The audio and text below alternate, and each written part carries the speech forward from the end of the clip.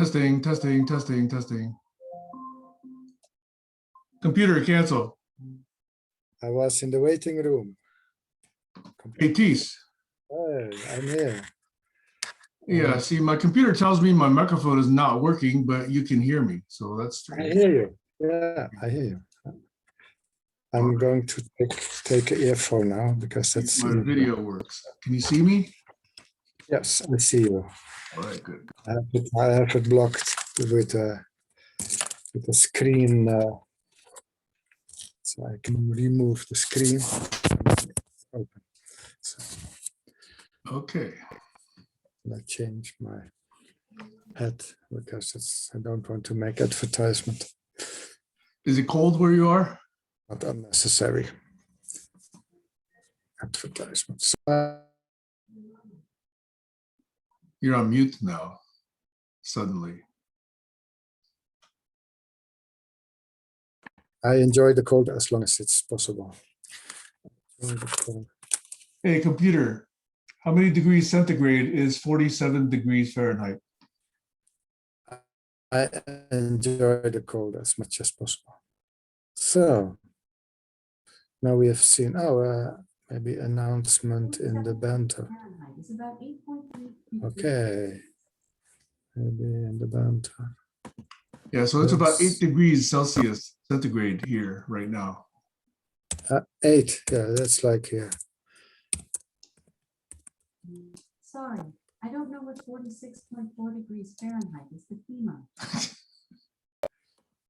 Your computer is. It's not as smart as we think it is. Yes, I can check my weather now. Hey, Barry is there. There's Barry. I want to check my weather on not on in teletext. Happy Equinox Day. Oh, almost. Yeah, Oh, do we today. call it spring?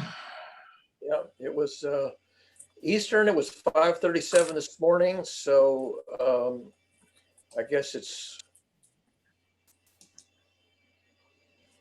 what was that? I guess it's already equinox in California too then. Yeah.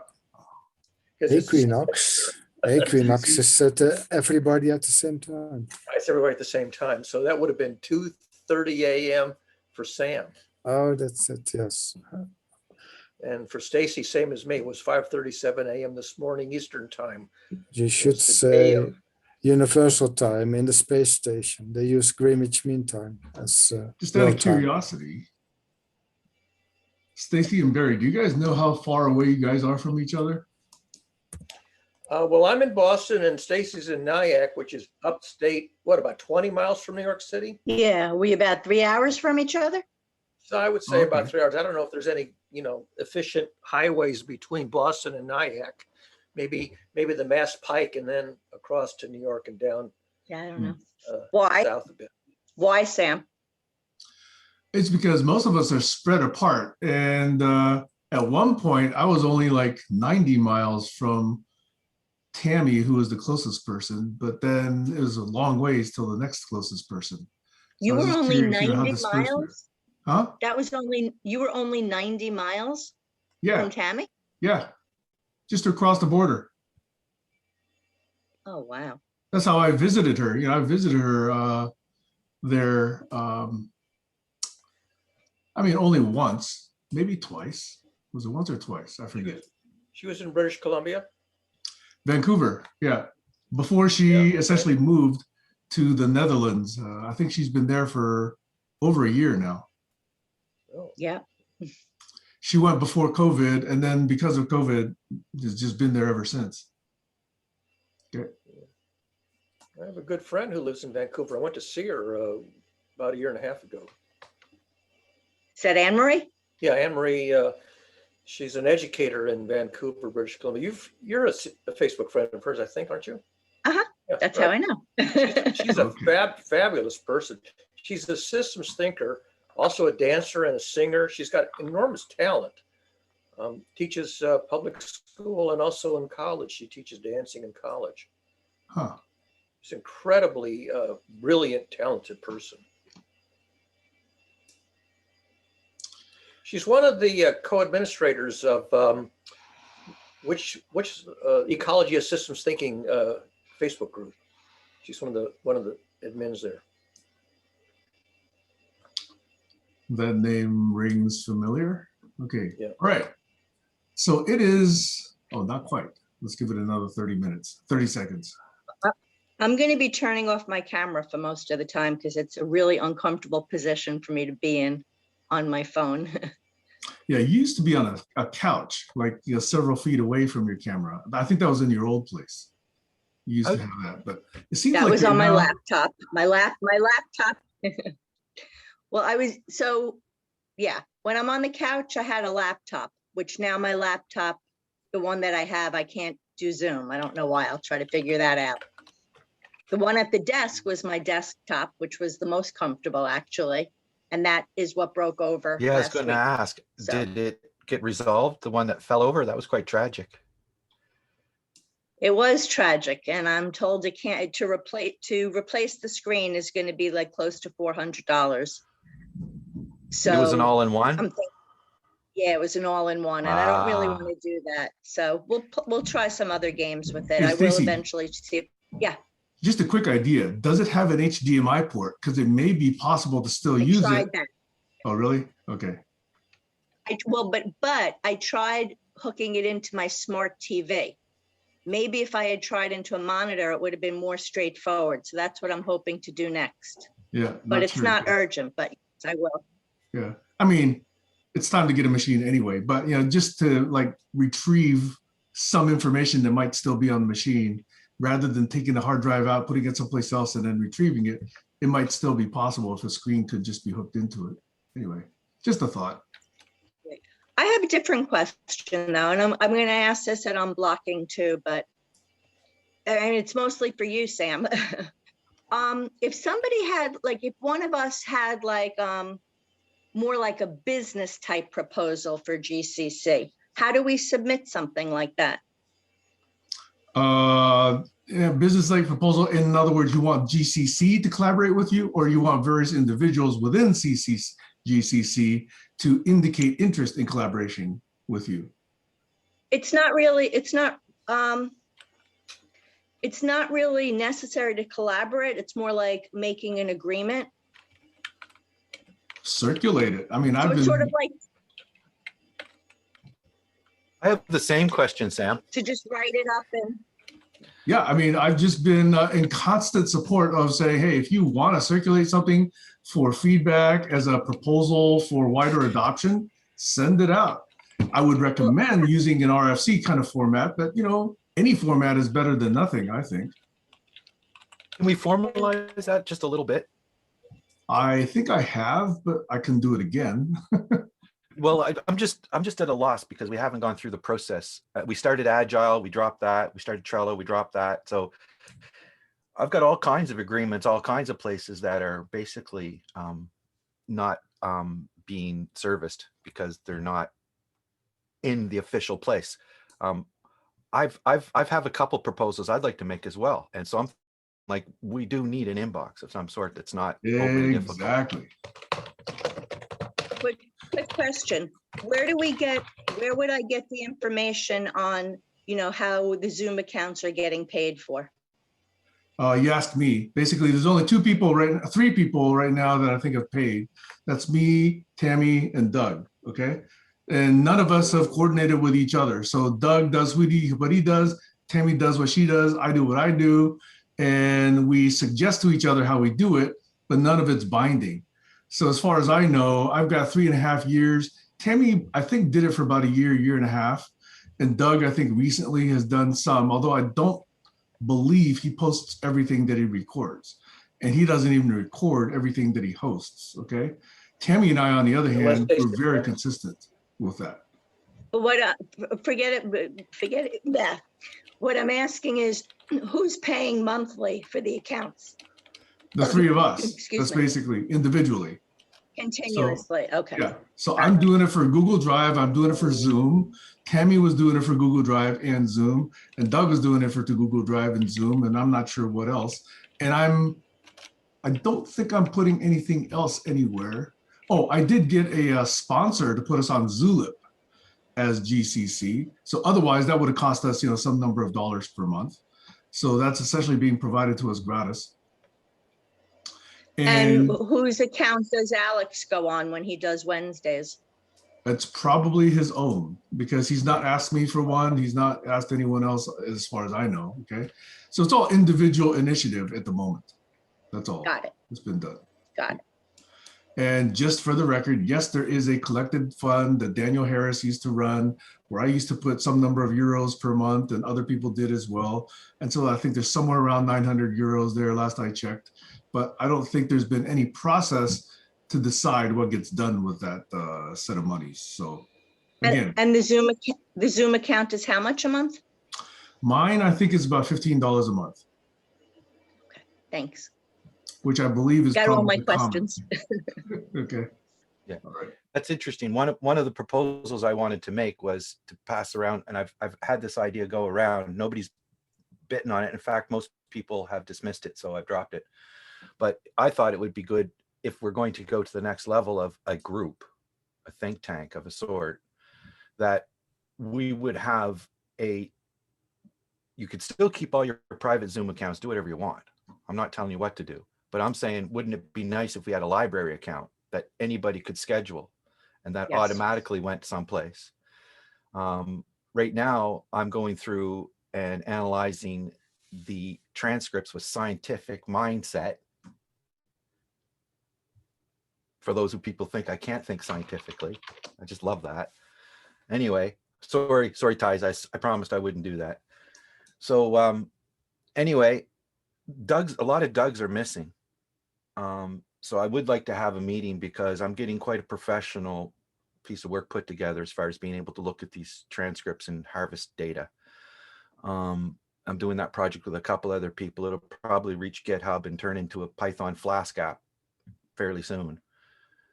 I've never built a Flask app. That's part of the reason why I'm doing it. What's a Flask app? It's Python web server, basically. But what, I mean, what's the Think of it as an purpose? Like, what application that exactly- you can install. Thank you. Yeah. It's like a So, yeah. .exe file in Windows, but in Python. I'm up to the point now where I can search for multiple phrases over multiple lines of the transcripts and then have an indexing to go back and see which line of the transcript it came from, so I can make a bookmark to that place in the video. It's really interesting. I find it kind of churns up the old videos that we can go through and find some sentiment. Now, again, the transcripts are horrible. The amount of mistakes is terrible.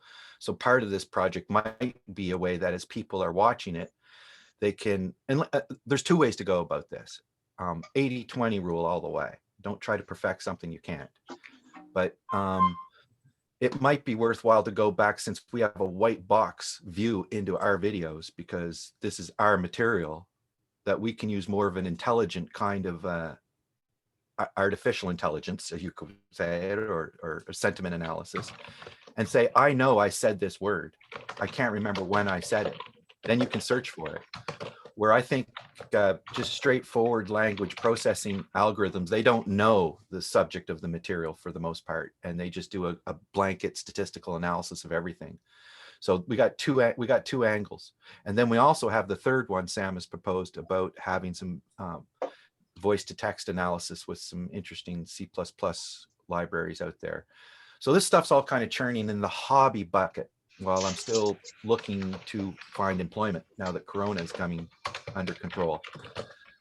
So I think it's important that people realize that I'm not here as my primary focus to be here in life. So don't judge me as if this is my primary reason to be here. And I find I get that from some of the criticism. So if you want to help me with what I'm doing, that's fine. But the criticisms, I would like to be channeled in better ways in the future, because it's been very distracting for me. Thank you. So personally, I actually think it's quite promising that you're spending all this time doing this. I had hoped that someone would. So Colin, I particularly want to thank you for doing that. I haven't yet, obviously you haven't, made this a Flask that I can install yet, but what you're showing seems promising. And so the minute you make it available, I'll start experimenting with it. It's already running on one other developer's machine. You might know Alex Gagnon. Yep. He's interested in Python, and for years he's been fiddling with programming. And I took this as an opportunity to bring him along, and he's really enjoying it.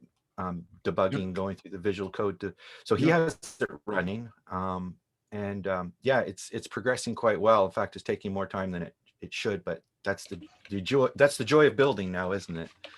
So question, are you familiar a little bit with the R? Actually, I am familiar with it, but I've never used it. That's statistical stuff, yeah. Right, but if you actually do find a similar interest in R, then you can apply all of their analytical libraries to this text analysis as well. Well, the NLP library seems pretty interesting from Python, and they have. Is it Stacy? Is that what it's called? No, it's NLTK or something. Oh, okay, right. There's a zillion of them, but I think those two are some of the more popular ones.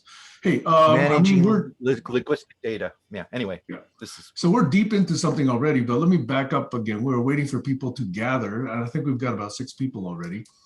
I'd like to introduce a possible optional check-in round. After which, I would like to propose a set of focus topics. So let's give people 30 to 40 seconds or so to say, hey, here's my check-in. Otherwise, I have 5 or 6 questions I'd like to ask each of you. Okay, so Alex is sitting on the beach right now. Okay, going once, optional check-ins. Going twice, optional check-ins. All right, let me ask you guys some questions. And I'm going to first ask for permission to host and moderate today's session. Is that okay with everybody here? Any objections? Speak up. Okay, so I'm going to ask each of you 5 questions, and I'd like to see if you can just, my personal request is that you write these down, okay? Because if you don't write these down, very few people actually remember these 5 questions, okay? But if you actually don't remember these 5 questions, then you might want to just do it later after you watch the video. And I think the answer to all of these questions is going to be yes, but I'm more interested in what else comes up rather than just the yes part of it, okay? So here are the 5 questions. Yeah, Tees, you have a question? Can you put these questions into the chat? Yes, so that I'll we don't put them have to in the chat write it as soon down? as I state them, but I don't want you guys to read them before I actually ask the questions, okay? You're a teacher, I think you know how that works, okay? Okay, so my first question is, how many do we have here? 1, 2, 3, 4, 5, 6, 7. Okay, we have 7 people here. My first question is, can you find humor in something that you believe? I'm not looking for answers yet. I'm just asking for you to sort of think about what thoughts come up. I didn't hear the last word. Can you find humor in something that? That you believe. My second question is, when's the last time you laughed at yourself?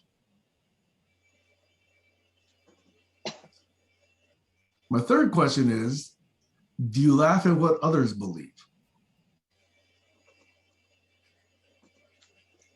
My fourth question is, do you take yourself seriously?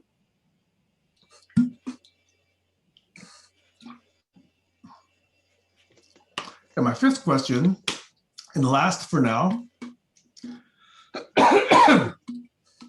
are you optimistic about life?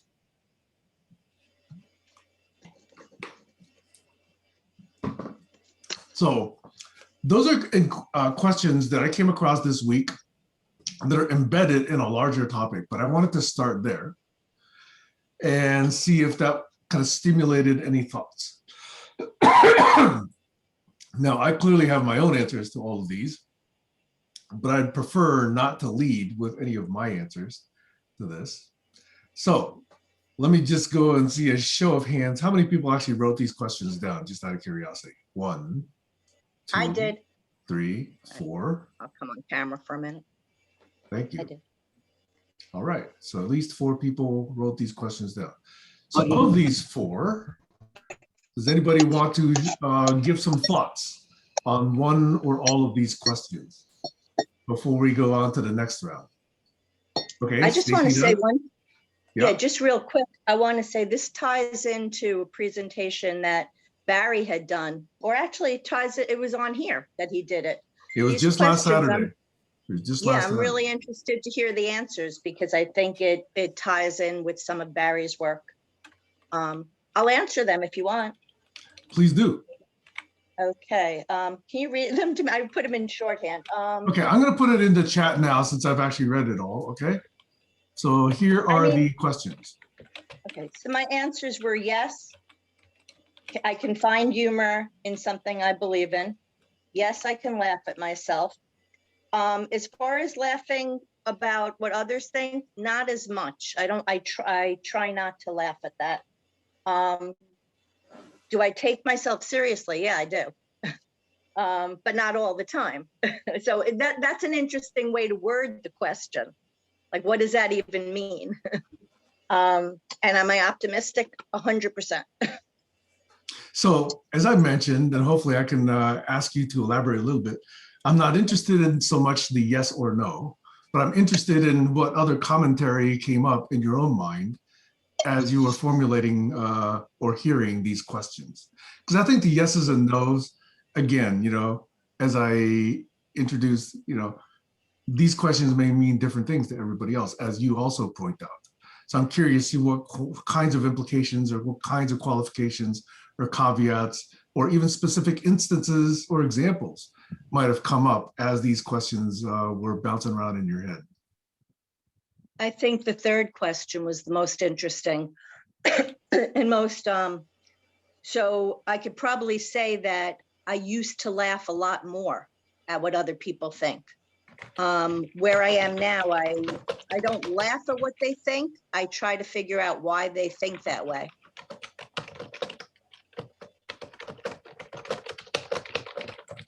Okay, thank you, Stacy, for going first. Any other thoughts about this before we move on to someone else? Yes, only reacting on a word. So you say optimistic about life. Then I found in all the wisdom information that I got through reading through the chats and so on, that optimistic should be changed in hopeful. Optimistic is passive. You see things happen outside of you. Hopeful means you take advantage of an opportunity if it occurs. So hope is more actionable than optimistic. So that's the question is different. So I would rephrase it. Are you hopeful about life? Which means positive. Optimistic means passive. Means you can be optimistic, but anyhow, hopeful is better. And then life, if you say life, then you say, okay, no problem. Even if all humanity is dead, life will continue on planet Earth. Enough microorganisms to continue life. So that's no problem. Interesting. Okay, thanks, T. What about the other Maybe, questions? Can I'd you like to find comment on humor that in something quickly. you believe, Tees?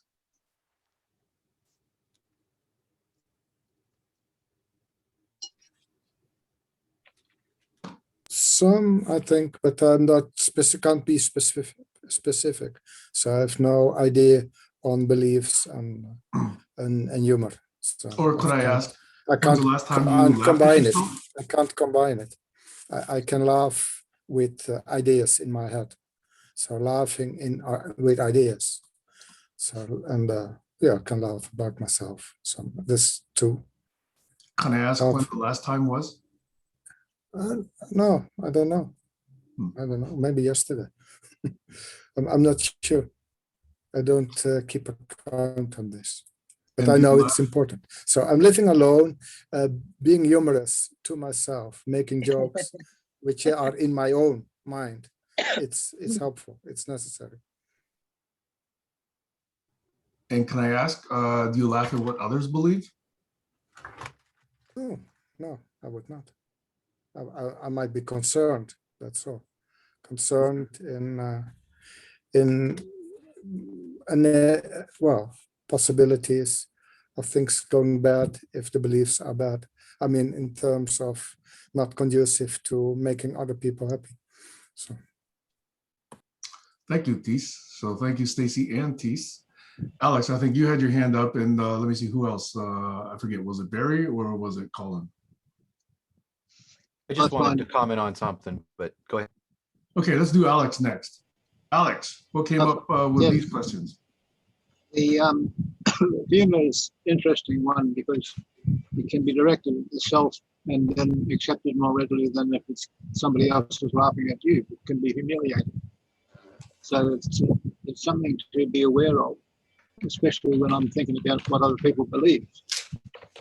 Now, if you want to make friends with someone and you're laughing at their beliefs, that's humiliating them. It's not going to work very well.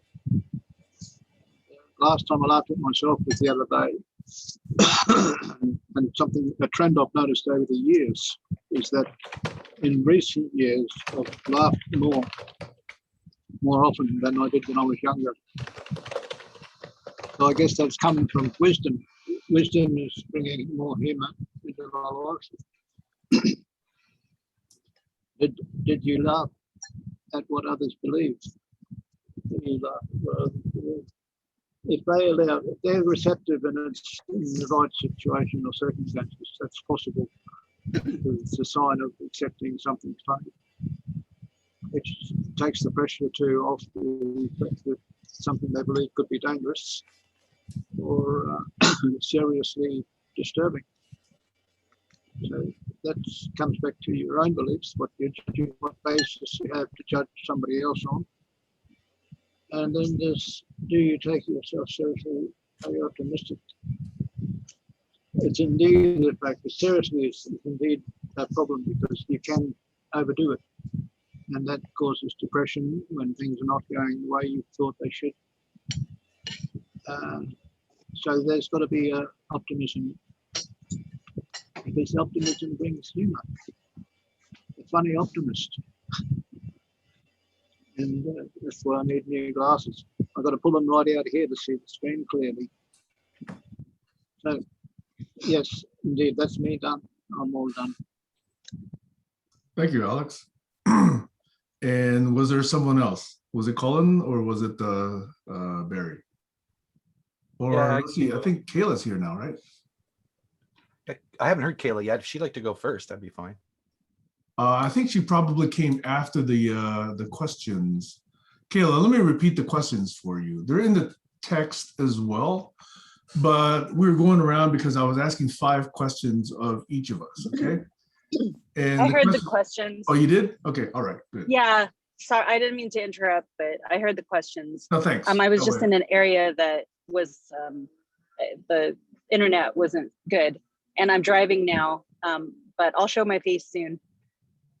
Okay, so not to distract you, but Colin, you said you had something to say about this? Yeah, well, of course, it always depends. And I like the way that Stacy came in with her yes answers because she's wants things to be brief, and Sam's looking for a little bit more unpacking, so you asked for that. Ty said that hopeful and optimistic mean something different to him. That's interesting to note, because when you're answering these questions, I think that's the realm that we're in, and we have to spend some time to actually get a better idea of what the question actually is asking. So it's kind of just a reflective question, not necessarily a bullseye question. So to me, optimistic is hopefulness with a little bit of data behind it. Maybe hopeful, maybe on closer to the without data. And when you get no data, then you're into faith, right? So do I laugh at myself? All the time. Do I take myself seriously? When I need to. Am I optimistic about life? I used to say I'm a pessimistic optimist. I'm pessimistic until I see there's something to be optimistic about, and then I'll tear it apart and make sure it works. But there's no sense of tearing apart something that's not going to work. So I'm pessimistic. No, that's woo. That don't work. That no. Convince me. Oh, that looks good. What's that? And then tear it apart. Oh, it broke. It was cheap. you know, next, next, next. Always disappointed until you find that high quality thing. So yeah, searching for high quality. I'm optimistic it's out there. But I'm pessimistic I'm going to find it right off the bat. Do I laugh at what others believe? It depends if I have to actually consider what they're believing. Do I have to actually consider what a flat earther is thinking? Like, the more I think about what a flat earther's thinking, the more I might start to laugh and shake my head and wonder how in the name of what deity should I use? You know, how in the name of a deity should someone think that? Like, what were they dipped in as an environment? Like, how can they dismiss curvature of the earth? And that right there is a handlebar to a whole lot of my fascination in fair conversations. Because if you get that person joining your conversation, so I know I'm kind of going off, but that's kind of these are very important conversations about taking things seriously. What's important enough to take seriously? What's important enough to put your precious thought and time into, your attention? And who else is just out there trying to gaslight and provoke you and be narcissistic and suck your attention by making up things? I think I started to read a thing today where you can actually provoke a situation. What was that? Can't remember. I started to read it, a big long thing here. See conversation. The bogeyman phenomenon. I was thinking about a standard method of problem solving that I have used many times in the course of professional career. It's based on studying the exact opposite of problem solving. It's based on the study of problem creation. So these things are very interesting, the way you can flip ideas in the ante. So yeah, these are all flipping ante questions, making you think about it from another direction. Do you laugh at yourself? Do you laugh at others? I laugh at what I find humorous. Humor is one of the emotions you can't fake, right? You laugh. That's why when a comedian's on stage, they're reading the room. And if the people aren't laughing, you ain't funny. You know, you can get your mother to come and she can chuckle, but it isn't going to seem real, right? The one chuckle in the audience. And these contrived things are annoying. So yeah, I do take things very seriously when they're important. Otherwise, I enjoy art and the human experience of messiness. So it's how do you get into a fair conversation is what this group is coming to me about. And I like to focus my conversations here about this group here. Some people like that, some people don't. So yeah, I take myself very seriously when I need to, especially with roles and duties I feel that I have a responsibility towards. Other things I'm not responsible for. I'm not responsible for how somebody else feels towards my opinion. I cannot take responsibility for somebody else being offended. That's up to them. If they want to discuss the idea, then that's mature. But we can't take responsibility for offending other people. Someone's going to be offended no matter what you say. So I think we have to live in that world where we have to sense make and look for sincerity in people who aren't trying to just piss us off, because they're out there. There's a lot of them. And I feel like I'm dealing with it in this group sometimes. And how can I make myself look serious without being the party pooper? I don't know. I think I've got to find better language, better ways of introducing ideas, better ways of presenting ideas. Because it takes a lot of effort, and maybe that's why I haven't. And it's sad to realize that some of the things that I'm trying to put forward are actually quite simple. And the way people make deepities out of the simplicity of life is an annoyance to me. So I find I'm optimistic about life, but I realize that it's full of chaos. And I think when it comes down to these questions, I go back and I read the Desiderata one more time. Desiderata, yeah, Desiderata. That's it. Thank you. I think it's a beautiful piece of prose. Thank you. Stacy. So I have two questions. One, by a show of hands, how often, for those of you that said that you laugh at yourself, what percentage of it is self-deprecating? And I mean, I feel like I know so you laugh at yourself for positive things? Oh, interesting. I didn't think that was going to be the answer. Yeah. Okay. So that was anybody else? It's hard to Percentage, indicate a right? percentage via show of hands, though. Exactly. Right. Well, okay. I guess what I meant to say, what I thought the results would be is that most people would recognize that the things that we laugh at or make fun of in ourselves or in others are usually of a negative slant. But with teeth, that's not true. So that might be an outlier, which I don't know what the rest of you think. You It broke also up. I means didn't hear okay. that. You What? broke. This also means okay. Colin, what did you say? I missed what you said. Something about teases, and then you broke up for me. Sorry. Oh, well, T said that his humor at himself is not self-deprecating. So that was surprising to me because I really whatever, that was surprising to me. And my other question was, of the two definitions that Teese gave with hopeful and optimistic, does anybody have a different answer based on which word? Because for me, my answer would still be yes to both.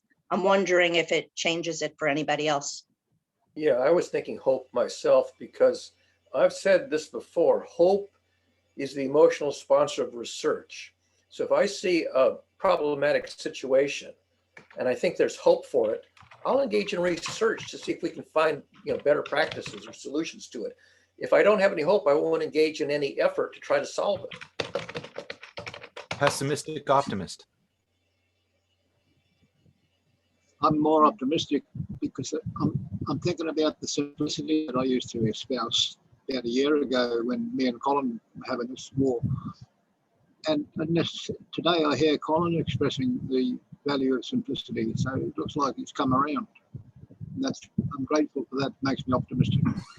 Einstein simplicity. Einstein simplicity, Alex. Oh, okay. So before we go too deep into one thread, I'd like to see if Barry would like to answer any or all of these 5 questions. Sure. You could stop me when I go on too long because there's 5 questions and it'll take a long time to go into all of them. When you said belief, there are things that you perceive with your senses that you behold. The word theory, which is a sort of technical word for a formal belief or hypothesis, the word theory comes from the Greek. It means I behold. So if I observe something with my senses, I behold it. So I tend to believe my senses most of the time, but sometimes my senses deceive me. And sometimes I see that something that I observed, I realize, oh, I misperceived it. Ha ha, I fooled myself. And also a lot of things are ambiguous, especially in language. So when you render something in language, it can be ambiguous. It can have more than one interpretation. And you don't necessarily know what to make sense, how to make sense of it. So you can laugh at things which sound like nonsense initially, and then you realize actually it's kind of poetic and there's a deeper meaning. But is the deeper meaning profound or sort of a send up? So so the word belief is a little bit too fluidic, too vague to say exactly whether it's a heartfelt belief or something that you're entertaining. There's a saying. I don't entertain other people's ideas. Other people's ideas entertain me. So there's sort of this loosey-goosey thing of whether you believe something despite any evidence or because of any evidence, or you believe something for which there is no evidence one way or the other. So the presence or absence of evidence to affirm or refute a belief is an important consideration in whether or not I hold a belief and whether or not I find out that the belief is baloney or accurate. And I will entertain beliefs, that is hypotheses that are overthrown. And when they're overthrown, I sometimes laugh at how easy it was to disprove them, even though at first they seem perfectly valid. In politics, you get this a lot. You get assertions in politics that seem perfectly sensible until the other guy turns around and reveals, how they're utter nonsense. So that whole question about, do I laugh at beliefs? Yes, I laugh at a lot of beliefs, some of which I sincerely held as reliable, and others which are determined to be unreliable almost from the get-go, whether they were my own or somebody else's. Maybe I So should stop, because that's a long answer to just one question. I'd like to pick into that a little bit if Actually, if anybody would allow me to. Can you keep that thought, Go ahead, Colin? Sam. Because I'm really curious to see Sure. everyone's responses to each of the questions, Yeah. so long as there's I material. will write it down. Thank you. So Barry, By the way, paradoxes are an example of something where you don't know what to believe. I love paradoxes because they make you think. so when's the last time you laughed at yourself, Barry? Oh, that's a hard question to answer. I wrote down the first time because that's easy to, when I laugh at myself in a self-deprecating way, I often publish it. And when I laugh at myself in sort of a, spur of the moment thing, I don't sort of keep a record of it, meaning I don't publish it. So I don't know that I could identify the most recent time. I'd have to spend some time kind of going back and looking over So it wasn't some very records, say, recent. oh, now there's one. So I don't have one off the top of my head that I can assert as the most recent one. But Okay. certainly the very first one, which was about almost 25 years ago. And I put the link to it. It's a self-deprecating send up of my biography, my backstory. Okay. And maybe I didn't hear this in your monologue, but do you take yourself seriously? Sometimes I do. If there are some things that I'm very passionate about, and I do take myself seriously on passionate issues, which are issues of really survival of humanity and survival of our species and so on. And there are things which are just very whimsical. And I will spend my time between being serious and being whimsical. So I do a lot of humor. I used to do a lot of serious essay writing. I would write very carefully crafted essays. And that's what you learned in like high school English. You learn how to write essays. But more and more, I learned to write whimsical pieces that are just silly for the sake of being silly. And of course, those are in, I used to write them in Comic Sans just to make sure that people understood that I was being silly. I would choose this Comic Sans font because people weren't always realizing that I was being whimsical and silly. But yeah, more and more I write whimsical and silly pieces just as to leaven the situation. Okay. Did that answer your question? Yes. Okay. That was a fine answer. Let me even say a perfect answer. Okay. Let me see if there was one other that I wanted to ask. No, you already explained this thing about optimism and hope. Okay, good. All right, good. Kayla, now that you're here, can we hear from you? Is that okay? Sure, absolutely. So yes, I am a very optimistic person. If I'm not optimistic, I need those chemicals, those natural chemicals to keep me alive. Otherwise, I'd probably commit suicide or something. So yes, optimistic. The second thing I wanted to contribute was I do laugh at myself all the time. Again, I have to. And I also feel like it is my belief, which is laughable too, that, oh gosh, I'm sorry. I will laugh at myself right now to let you guys know that I was awake since 1:30 this morning. And then right before I jumped on this call, I went on a 1-mile hike and I'm having coffee. And so, yeah, I feel like nothing in this life is really permanent and, including ideas. And so that brings me to the contribution to your question of, do I laugh at other people and their beliefs? And I will say, yes. And it's only because I believe that nothing is permanent, including beliefs itself. And that I hope that they would find humor in some of the ridiculousness of their ideas and beliefs. and I hope that somebody would inspire me by laughing at me and my ideas and beliefs as being ridiculous sometimes, to give me a different outlook on it. So yeah, sorry, I just can't articulate again. I was up till 1:30 this morning and I'm failing at using my brain. Cool. Glenn, welcome.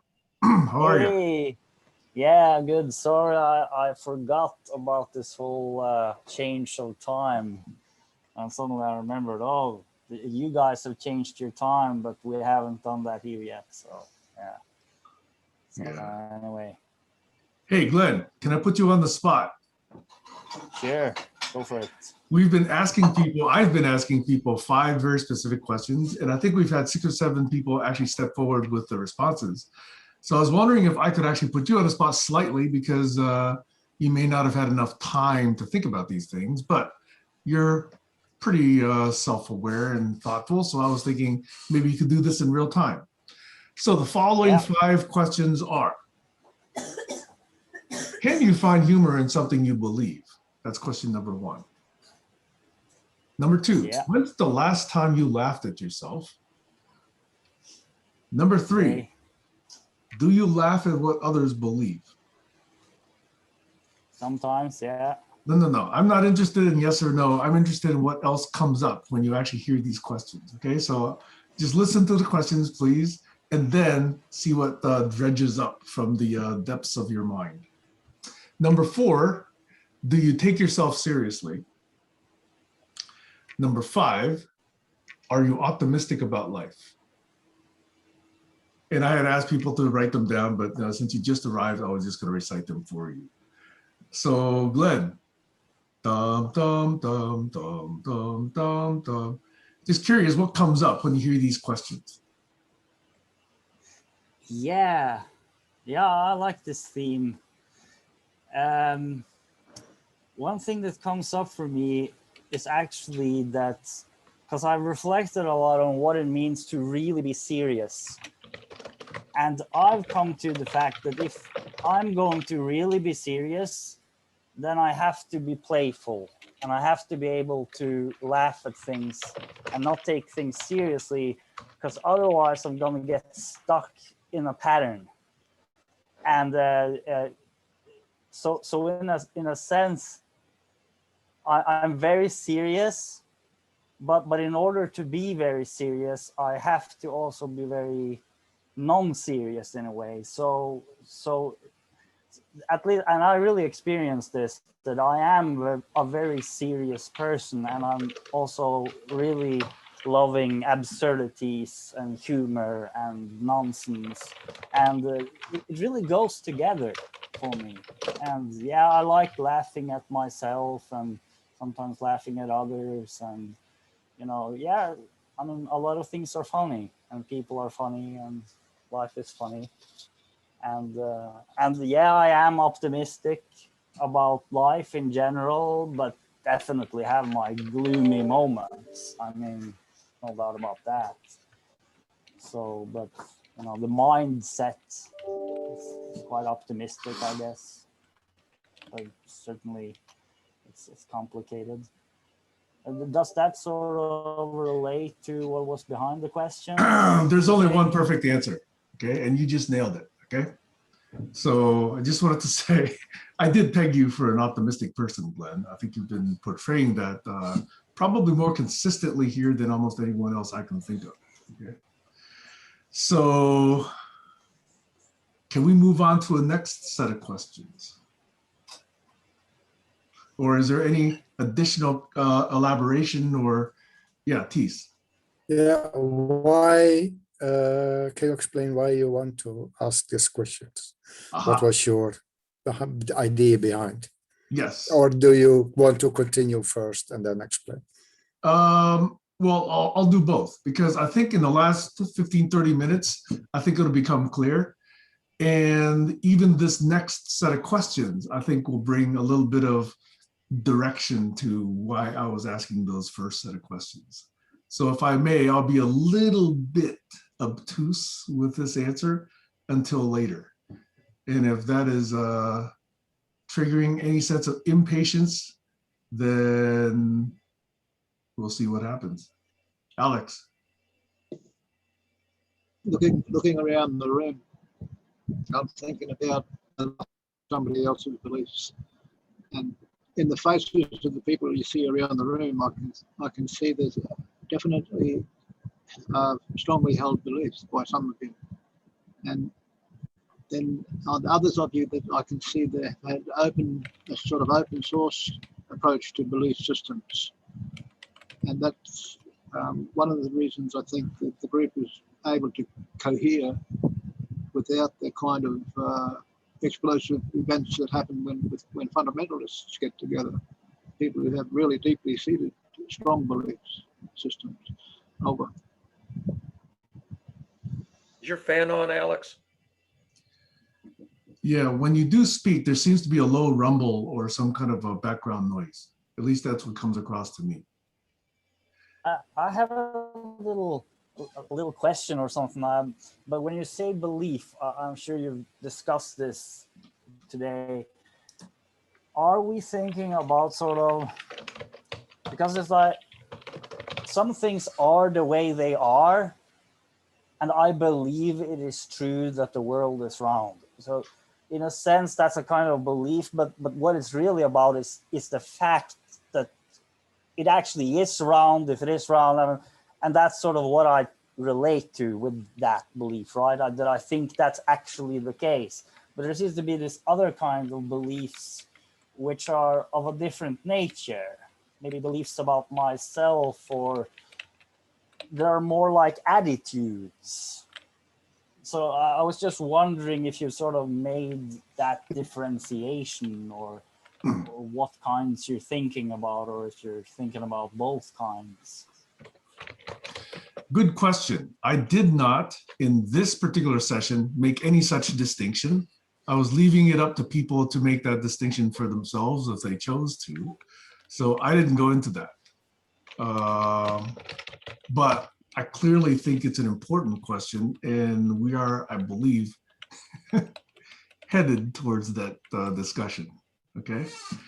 And since several of you have mentioned this, I'll actually mention a phrase which I've heard at least more increasingly the last few years. This notion of strong beliefs loosely held.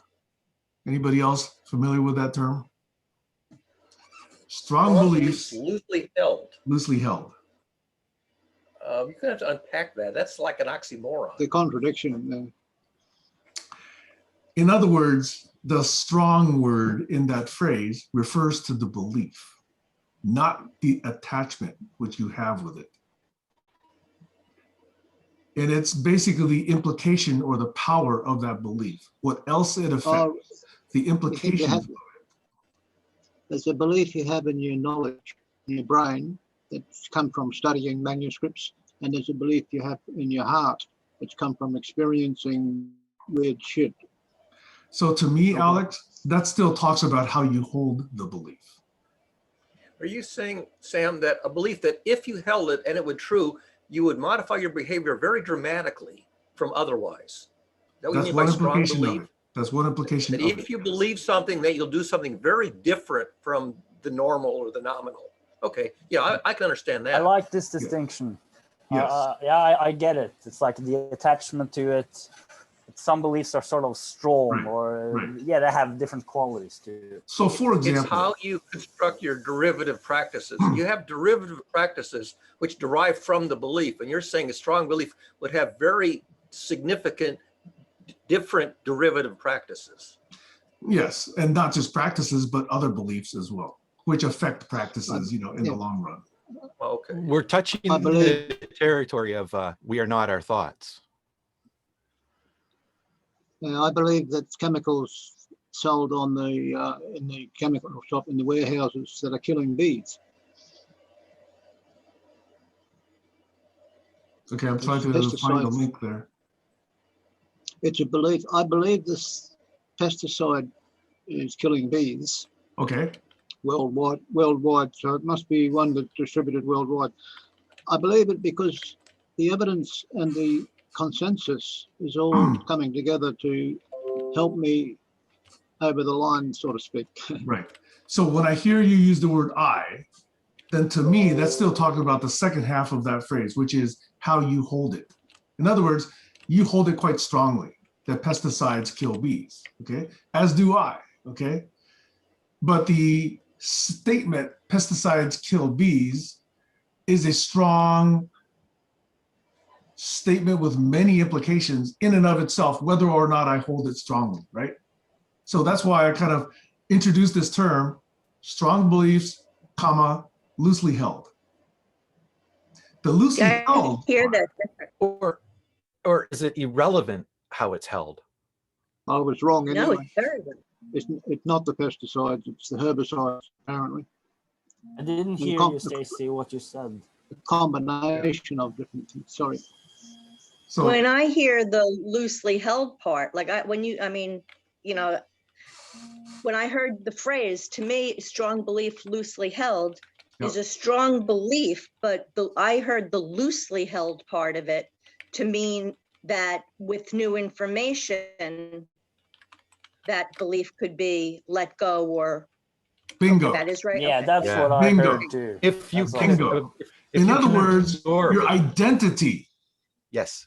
is not tied to that belief if you get new information. You're quite flexible and open to new information, possibly altering how you hold that belief. And I Can I find give, sorry.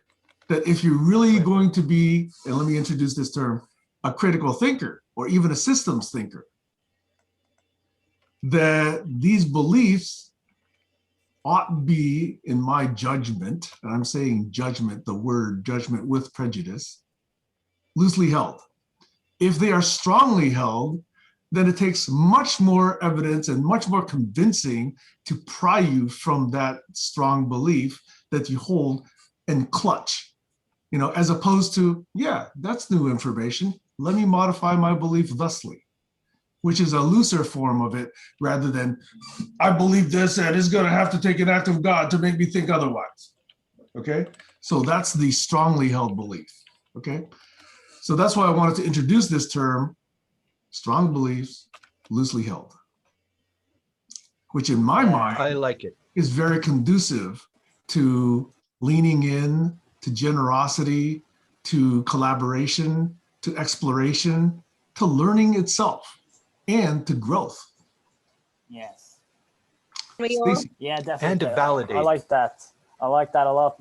Another thing is that if you have a strongly held belief, it's also a lot of pressure on that person. They become tense, right? Because there's sort of a fear of whatever might attack it. Yes. So What if somebody destroys this not belief?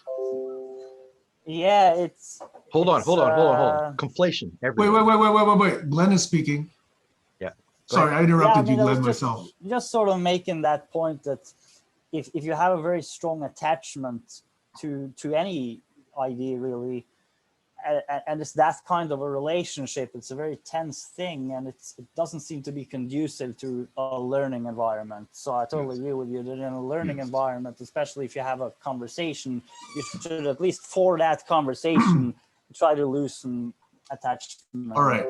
To whatever. And just beliefs an you have. idle question, okay? So I'll get to Stacey and Alex next.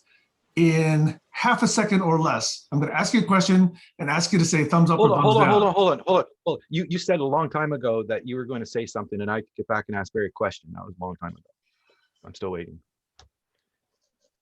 I did. Yeah. Okay, I apologize if I did. Okay. I said I'd write it down. Okay, let's go Colin, Stacey, Alex, and then me. Okay. All right. Here we go. Thank you very much, Sam. I find that question you brought up about loosely held is one of those nuanced points that I actually resonate with quite strongly with, and it is directly related to what I wanted to ask Barry, because he's basically speaking the same words that I hold as well, in how seriously you hold something and your confidence in it. I think the word he was looking for and the word I use is confidence. So if you have more confidence than you have evidence for, then you're starting to get into the arrogance and associating with an identity that might not be reliable. So if you have a belief in something you have no evidence for, and you strongly hold it, that makes it very difficult. Now, if you have a belief to change your mind to something that might be more accurate, if you hold a belief that is actually true, like the earth is round, then you're going to have a really, really hard time. And I don't know how many times I'm going to come to your flat earth lecture before I say you're full of shit.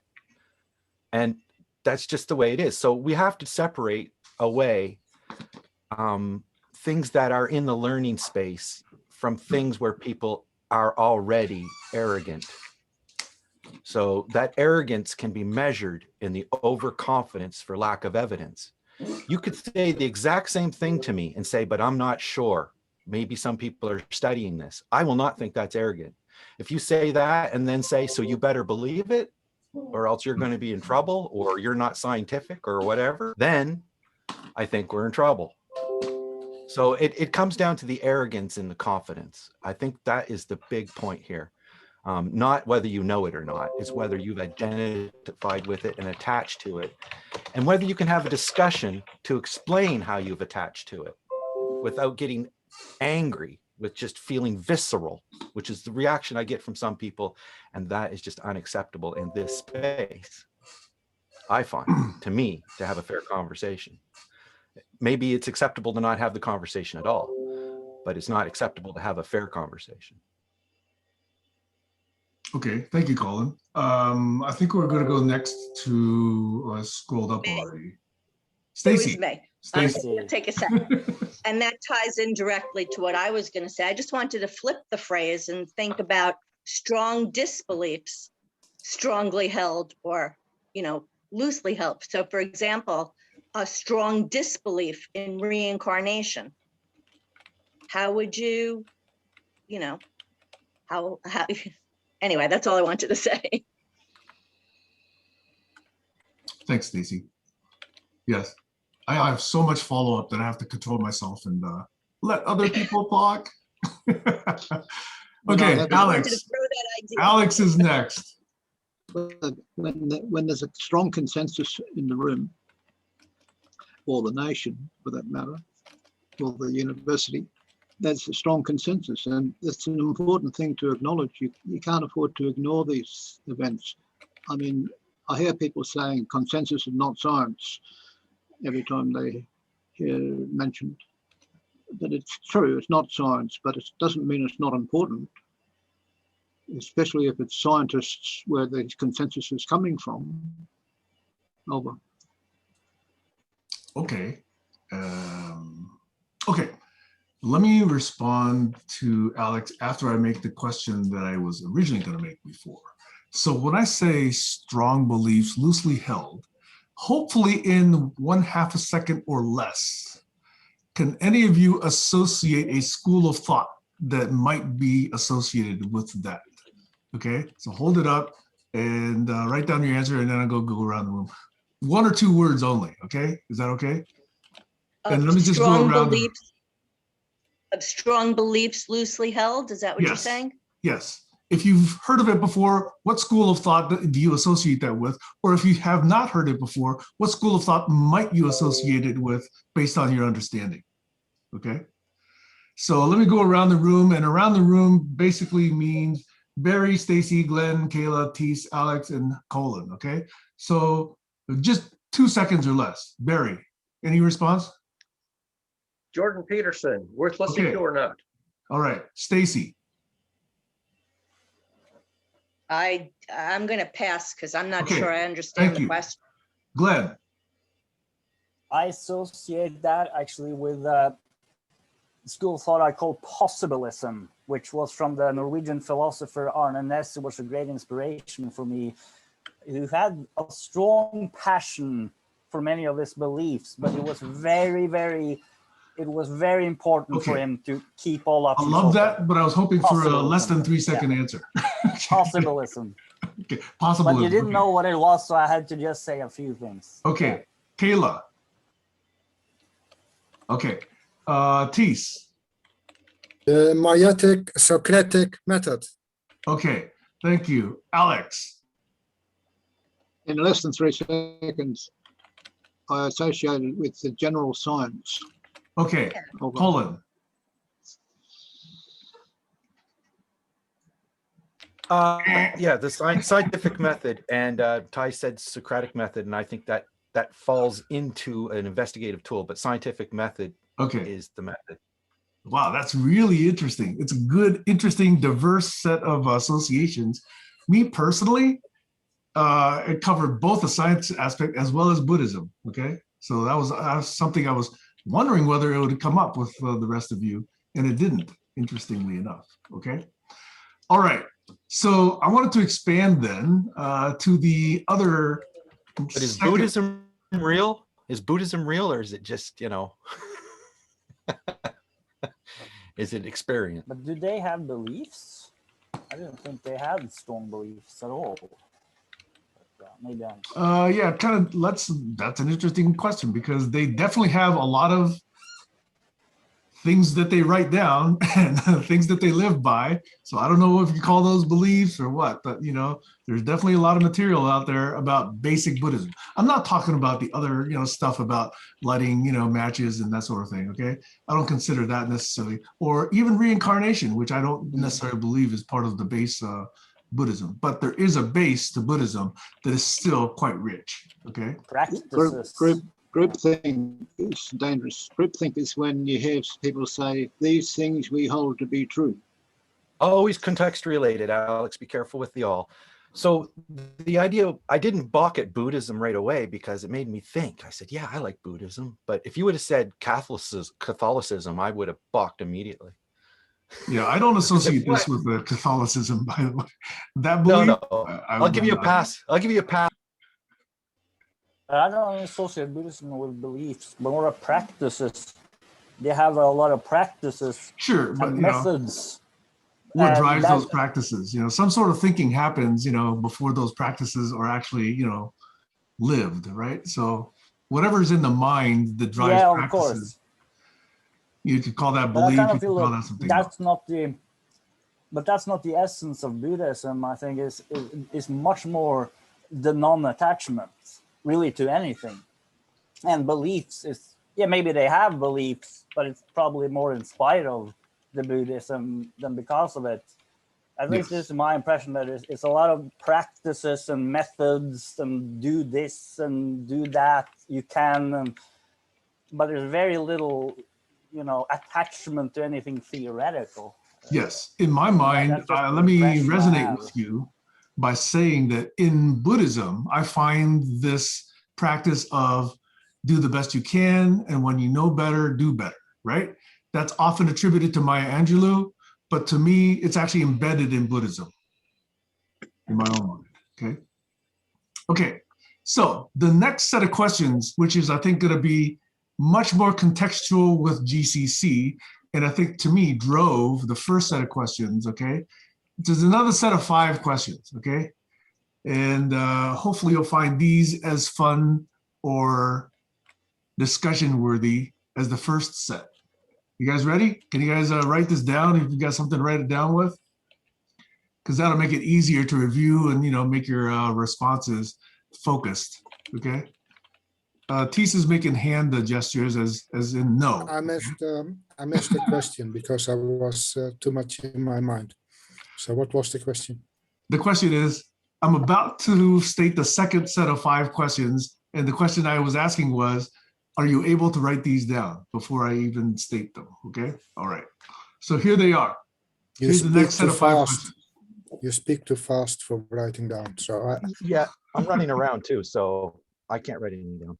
You mean you're not 100% present? I'm not Here present now. with pencil and paper. We need knowledge trails to do this. I'm telling I'm you. offended. You show up here, you know, not prepared to write down questions. Jeez. I am listening. I am listening. I just don't. What would you do to an amputee? Would you make them get a Stephen Hawking mouth machine? Hey, Colin, you're taking me too seriously. No, I'm not at all. I'm laughing at us both. Question 1. Okay, thank you, Stacy. All right, here are the 5 questions. Do you think you sense make well with others? That's question number 1. Number 2, do you think you focus well? Number 3, do you think you co-create well? Number 4, do you think you exhibit a good sense of humor? Number 5, do you think you disagree well? And those are my 5 questions in my second set. So we'll play the Jeopardy music for a while, and then we'll see if people want to respond on any or all of these, okay?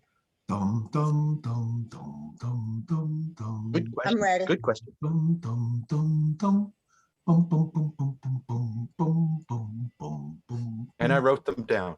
bum, ba-dum, bum, bum, bum, bum.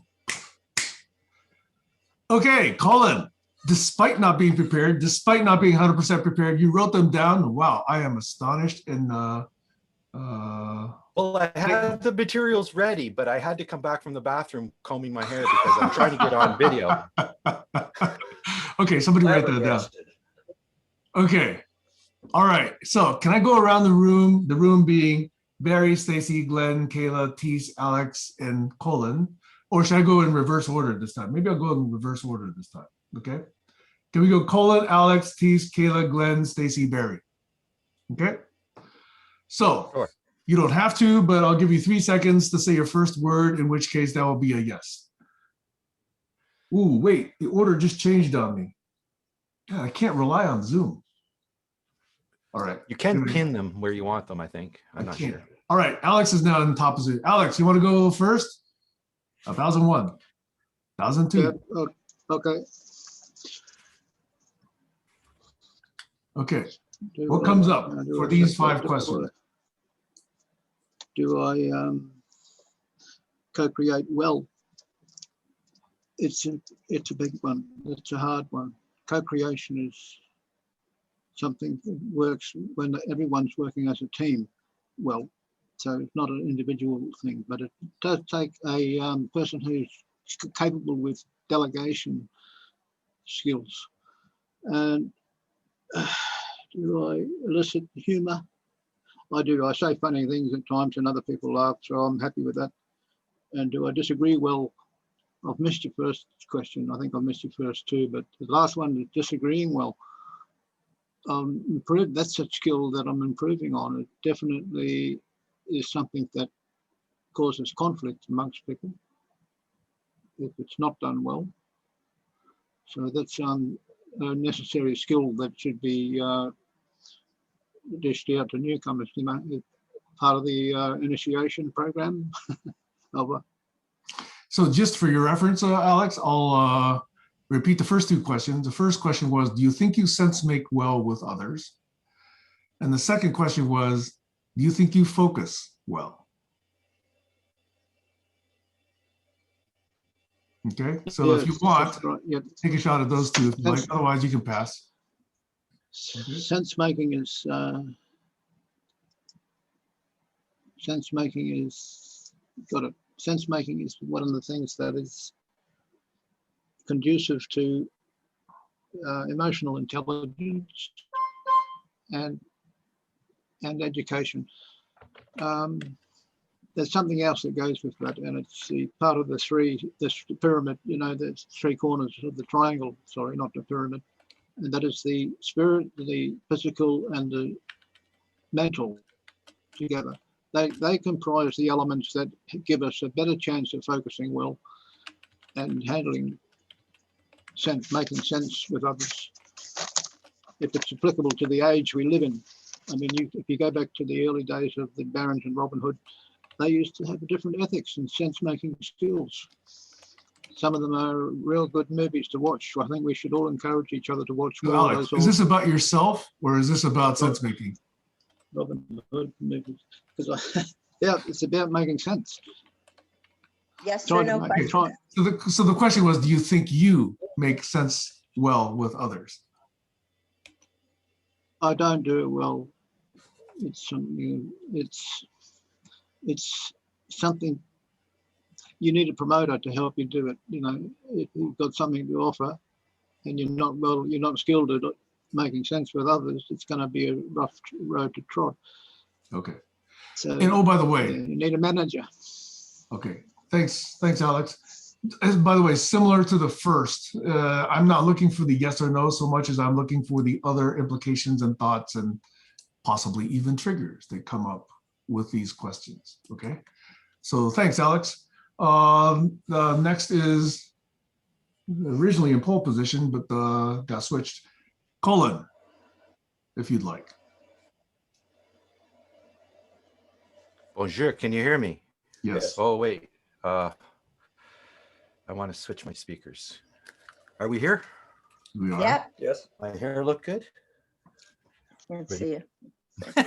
Yeah, the Yes. hair is excellent.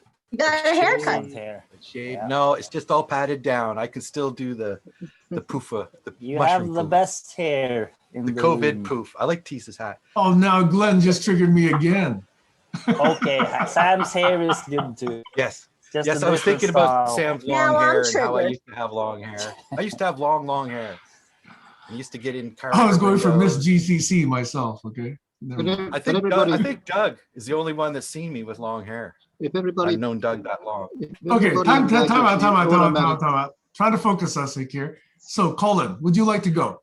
Sense making well, focus well, co-create well. That fourth is doctor's language, and the fifth is disagree well. Excited, sense something. That fourth one's No, Good fourth one humor. was, do you exhibit a good sense of humor? exhibit. That's not a B. And didn't cross the T. Okay. Sense making well. The more I learn how hard it is to make sense. So I think it's a humbling process, sense making. And I think it's a matter of reading the room, because everything doesn't make sense in the same place. So some things make sense in one place and some things don't make sense in some places. A lot of it has to do with stuff that you get from the Buddha, I guess. When it comes to science, there's one lab, there's one rule. There's none of this ambiguity. You know, the results can be ambiguous, but there's no ambiguity in the scientific method, if you ask me. So sense making is in between those two methods. Sam's right about that. Do I do it well? I could do it better, but I do think I do it pretty well. And I think the main trait that helps me continue, I think Barry said hope is the motivator. I think to me it's curiosity, and maybe hope feeds the curiosity, or optimism.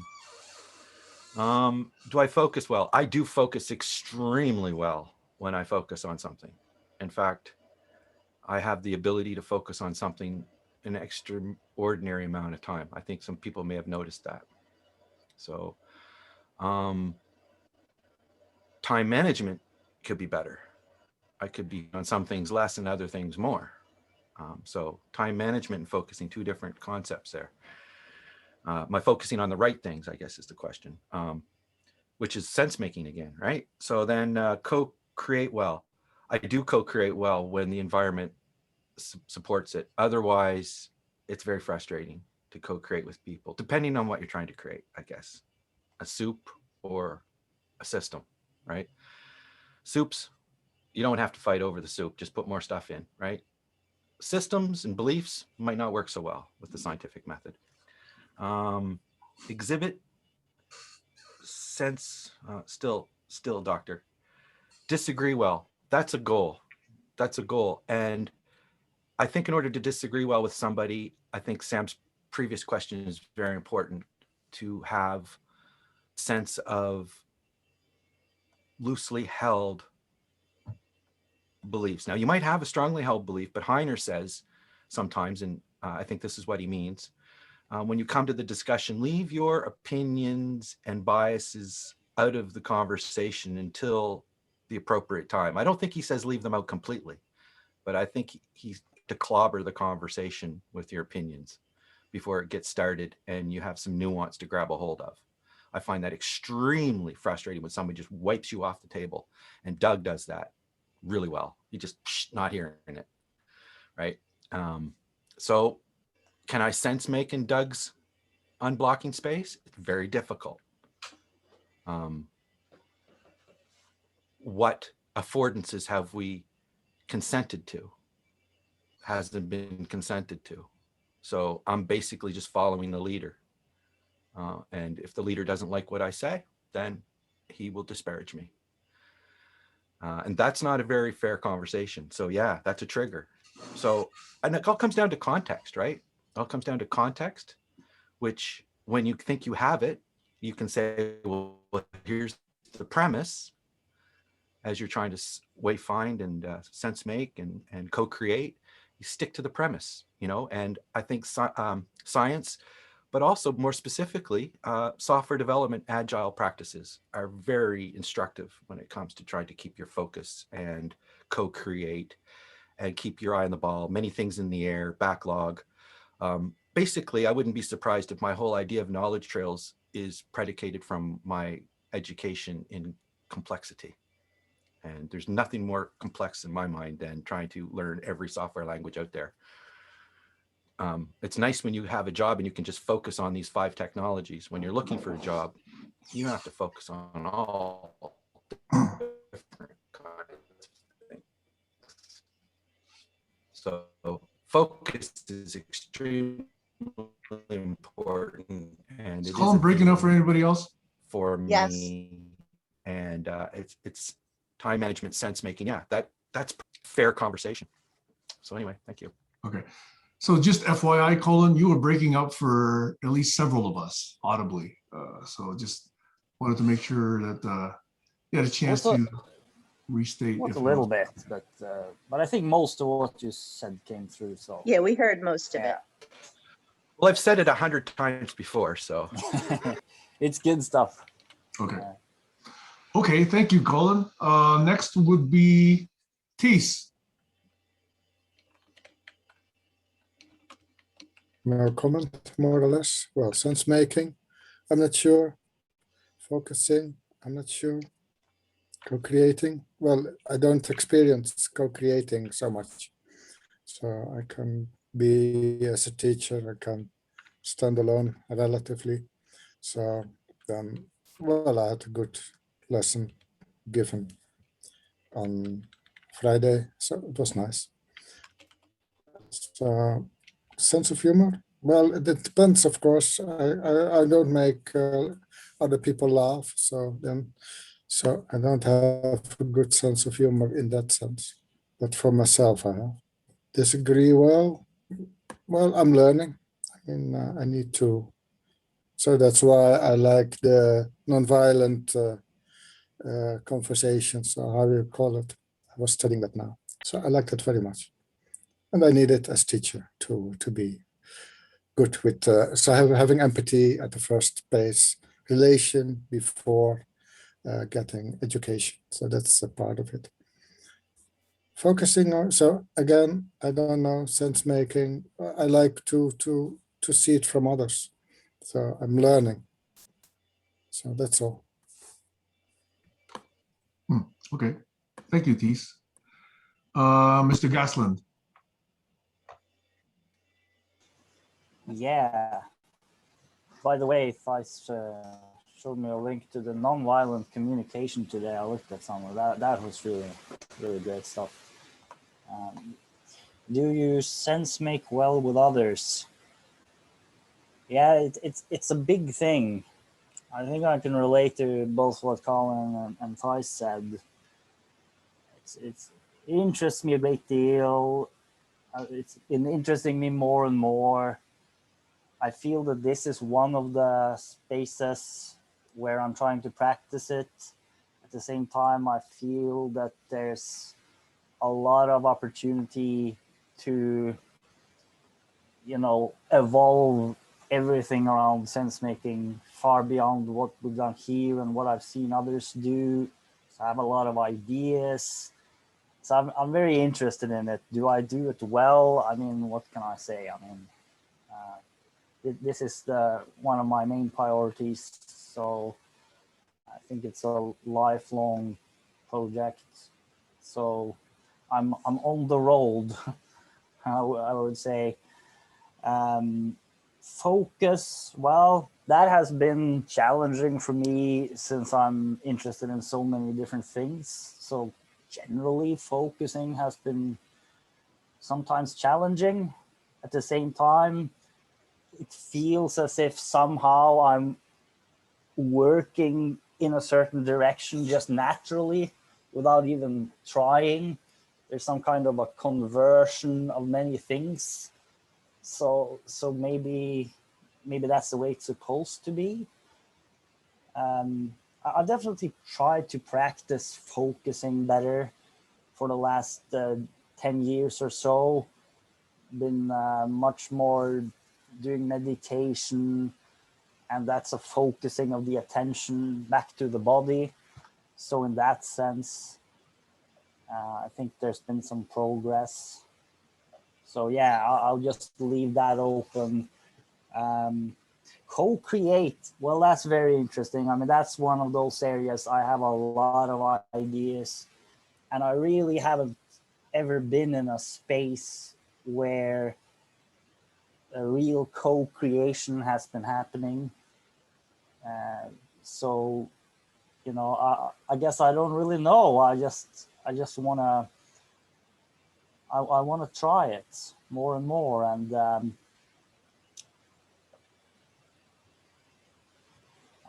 I've always wanted to do that. It's weird. It's like ever since I was a kid, I had this intuition whenever I had a conversation with somebody that we were supposed to co-create some kind of a new understanding. And then I was always disappointed when somehow that they didn't play that game or something. With both my parents, for example, I remember that, and so I've always sort of wanted that to happen, but it just hasn't been sort of the context for it. But certainly a little bit more here, and I guess there's some co-creation that sort of happens organically over time as well. Do I do it well? I mean, I think that's also back to the sense making part. I mean, it's a big thing, so I'm just trying to learn it, and have a lot of ideas, right? So it's like, where do you begin? It's a little bit like that. Good humor. Well, I mean, I think so for myself. It certainly helps me to, you know, see the humor in life, and maybe I should practice it more. It's definitely something that sometimes comes very naturally, and it feels great, and it just seems like a very good thing to have, to be able to be a little loose about things, and see the amusing spectacle sometimes, and the absurdity. It's like sometimes there's this choice where you have a situation that can be very upsetting, but you can kind of see the absurdity of it, the spectacle in it, and enjoy the humor in that. And sometimes I can do that, and it's a very beautiful thing. And I think it's needed. It's certainly needed if we're going to be serious and focused about these incredibly big, complex questions that we're always discussing here. I don't think it's possible to do that without quite a lot of humor, actually. So I should probably do that better. Do I disagree? Well, yeah, I would say so. I mean, that's certainly something that comes easy for me, because I don't have many strongly held beliefs. So that's why I very often sort of see myself agreeing with people, in the sense that I sort of, you know, when they say what they say, it makes sense, right? And that's their experience, and it's sort of a part of something larger. It's never complete. So what is a disagreement then? Do I disagree with their right to be who they are? I mean, that just sort of doesn't make sense. Do I disagree in the sense that I find their point of view idiotic? Yes, sometimes. And sometimes people say some stuff that I find idiotic, certainly. And maybe I don't disagree so well then because I get irritated more than I should. So I definitely have some room for improvement there as well. But then of course there's this other issue when you're in a team and you're sort of supposed to choose, do we go here, do we go there, and then the disagreement is very different. It's actually a practical decision. But then it tends to be helpful for me then to just be a little flexible, and it's like if they really want to go in this direction, okay, let's go in this direction, and maybe I'll say what I think would be a good direction. But if they don't want to do it, then maybe I'm in the wrong room, right? That's one way of looking at it. Or maybe this other direction could be interesting too. Maybe we could do both eventually. So just want to mention that that seems like a very different kind of disagreement. Sort of like, I think differently from you about this issue. That's a very different thing from we're here and we're now having to do something, and should we do this or do that? So anyway, all of this is important things, which I think there's a lot of room for improvements, we could say. It's always a lovely thing to say. There's always room for improvement. Sam, you're muted. You're muted.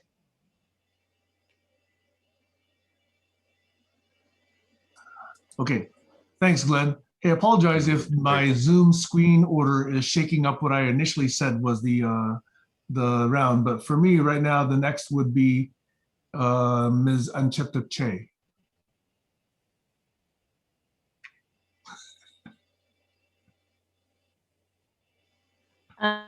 I mostly do not focus well. I've got way too much on my mind sometimes, but when I'm forced to focus, co-creating, I would say, yeah, it just kind of depends. On a professional level, when I dance and I'm with other instructors and directors, yeah. At work, yes, for sure. Sense making, it's like a 50-50. Some people look at me like I'm crazy. And then some people, as it pertains to work, I think that's why I get good jobs all the time, because, when I talk to people, it makes sense on a professional level. A lot of people laugh, and I think, my sense of humor, I tend to be around or seek out people I could laugh with. So I would say that, yeah, I think I have a good sense of humor, but some people think I'm a bitch, so who knows? And then what's the other one? Do you think you disagree well? Here's my focus. Disagree well. I think I disagree well until I'm triggered. And then it just all goes out the door. So, what does that look like? Oh God, you don't want to know. No, I don't want to know. I have a picture of Kayla I mentioned when we first met. She had such a positive voice that I wanted to put her in my wake up good morning message. I think she can make a business selling positive messages. I don't know. The voice Very with the positive person. smile. It's good. Yes. Okay, thanks, Kayla. Next on my Zoom order is Ms. Druss. Okay. Well, first, I just want to say that I really like these questions. What I'd love to see, something I wanted to do for a long time, I just didn't know that I had the space to do it, is I'd like to have those questions. I'd like us to anonymously be able to fill it out about the other people, maybe on a scale of 1 to 10, because I think Bing, what bing, would be bing, bing, bing, bing, bing, bing, bing, bing, bing, because my next round was going to be more of that. So you actually short-circuited my round here. okay, because what's super interesting is they line up with the individual perception, just to complete that thought. So as far as the questions, the one that stands out for me is the focus, because it would depend on how, like, my focus tends to be a wider focus. So if I'm putting together a piece of furniture, I'm very focused. If I'm decorating a house, I'm looking all over the place. I'm focused on many things at once. So that would depend. But yes, when I have to focus, I can focus well. And yeah, I had yes to the other questions. I think I can do those things well. Do any of the others have more implications or associated thoughts that might be worth mentioning? I've got one, and that is that.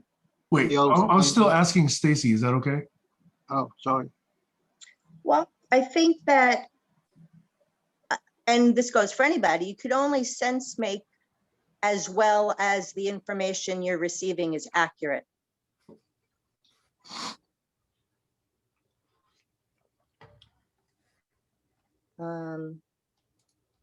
What else? I think I have a good sense of humor. I think I make myself laugh. Okay, thank you, Stacy. Mr. Court. In the order in which Sam gave these, I gave myself letter grades. So, and that's the order in which they came out. Sense making, I gave myself an A+. Focus well, gave myself an A. Co-create well, I gave myself a B. Good sense of humor, B-. And disagree well, C. So I'm curious about associated thoughts or implications. Well, my Or- profession, okay, sorry. My profession in research was making sense of things that people didn't understand, solving problems. So that was my profession, and I got pretty good at it, made a good living at it, and I still consider myself pretty good at sense making out of. So Barry, may I restate the question? Yes, please. It wasn't about do you sense make well? It was, do you think you sense make well with others? Yes, and the reason that I'm given these problems to solve is that others haven't a clue how to make sense out of it. And so when people are really just throwing up their hands to say, I can't make sense of this, they'll typically take it to me first. So you go alone and make sense out of it and then tell people, or you actually then gather a number of people and then make sense out of it? I usually will have one or two people who will act as a real-time peer review. So that I don't spend a lot of time going down a blind alley, but so it might be one or two people who are closely in attendance as we're putting the thing together. Like I'll put a piece of it together, share it with a very close colleague and see whether or not they can understand what I'm talking about. And when the whole thing is a package, then I'll go back and share it with all the people who said, can anybody figure any of this out? Does that answer your question? Yes, thank you. So I'm going to take a shot at some of these questions because I know I haven't really taken a full turn for many of this. I'm going to at least first indicate a little bit of surprise that in all of this about sense making well, co-creating, focusing, etc., I didn't hear the word music. See, in my chamber music playing and enjoyment, sense making is figuring out where the transitions are, where the main themes are, who's prominent, who's backup, all the sort of thing, right? So to me, there's a lot of sense making that is involved in creating music, and it requires extreme focus. If somebody's on measure 47 and everybody else is, off eating ice cream, that's not focus, right? Or if you're on measure 81, that's not focus, right? So there's got to be extremely tight focus in music making. And all of music making is essentially some kind of co-creation. So I find that I had almost a minor surprise, the longer it went with no one actually bringing up music as a framework for some of these ideas. So that's thought number one. Thought number two is, Stacy, in your point about accuracy, I actually find one of the interesting challenges in sense making is when everything seems like it's inaccurate. and then trying to figure out, okay, so where's the truth in all of this sea of inaccuracy? So to me, there's a very interesting challenge there. Yeah, what? Welcome to the world we live in. Exactly. So I can't say, okay, here are the sources that are accurate, so I'm going to make sense out of these and not those, right? So that's a very different world, and I don't find myself living in that world. Okay. And then I'm going to have the next things are 2 small rants, and I'm going to apologize in advance for these 2 small rants. Okay. I actually was asked, and I made the observation earlier today. What? Did somebody want to say something? Oh, okay. All right. So there was a conversation, I think most of you are in this conversation, and I made an observation about, Sorry, my internet's breaking up. My internet's breaking up. is it me or is it you? Is it breaking up for everybody else? Just for Colin. No. I can No, we hear can you hear you, fine. yeah. Yeah. It's All right, Colin, it's not me, it's you. I tried to put a nuance in there. I failed. I know. I was wondering if you have these rants labeled yet. They're gonna be, yes. Okay. But this one is a new rant. This one is a new rant. Okay. Colin's rant's breaking up. Okay. And this is this idea of punching blindly versus push hands. Okay. And I made this reference in a conversation earlier. If you were in a boxing ring with an opponent and you had your blinders on and you didn't, see the opponent and you just started punching blindly, okay, that might be the best approach, right? But is there another approach? So I was saying, is there a way that you can expend less energy and less wastage of effort and time and be somewhat more effective? Obviously, if I ask that question, to me, the answer is yes, okay?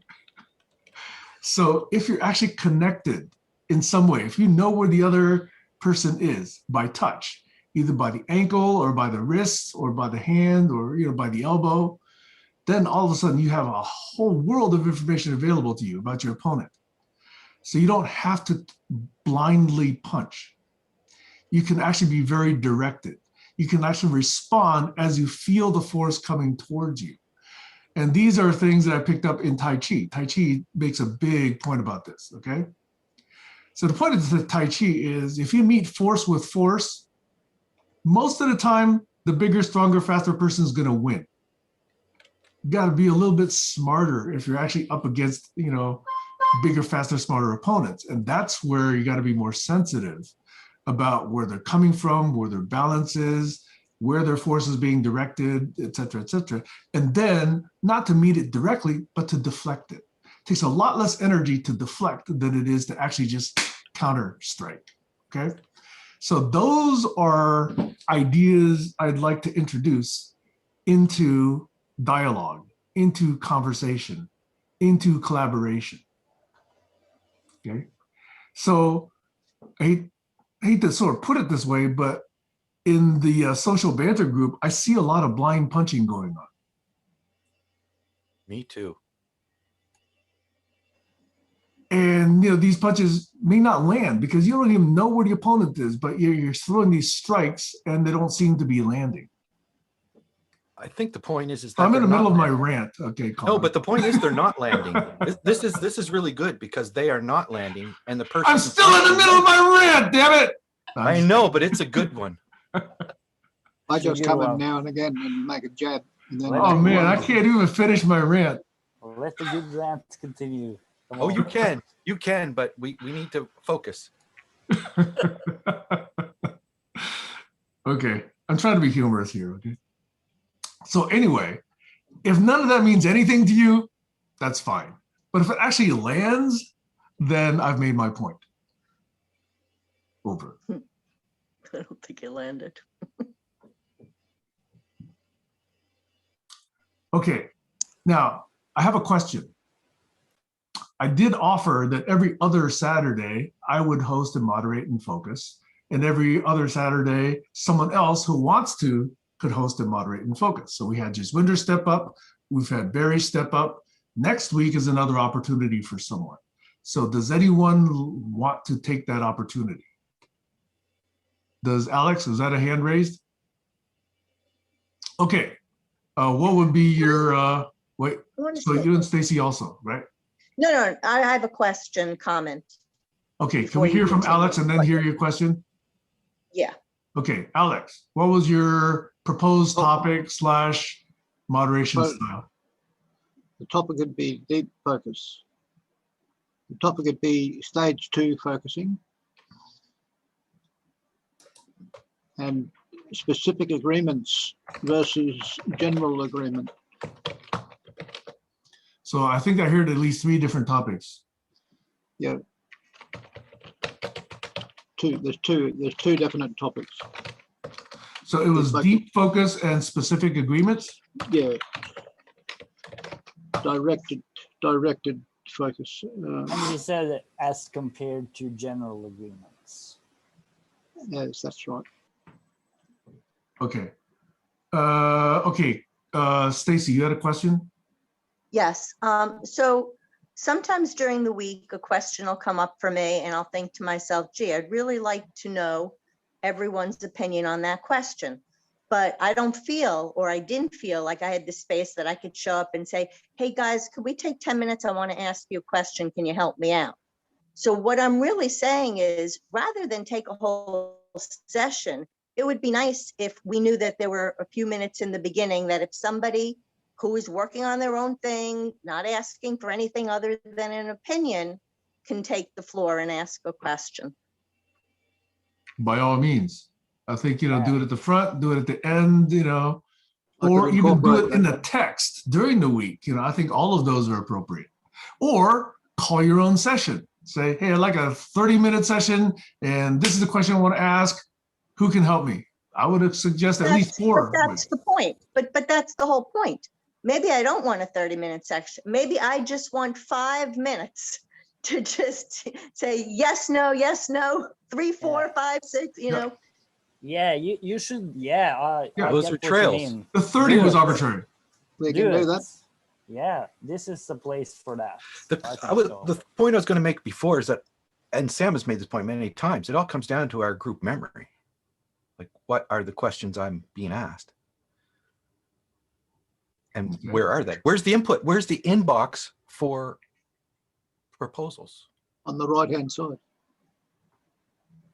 The inbox for proposals for creating a GCC we mindset of consisting of these things and not consisting of these things?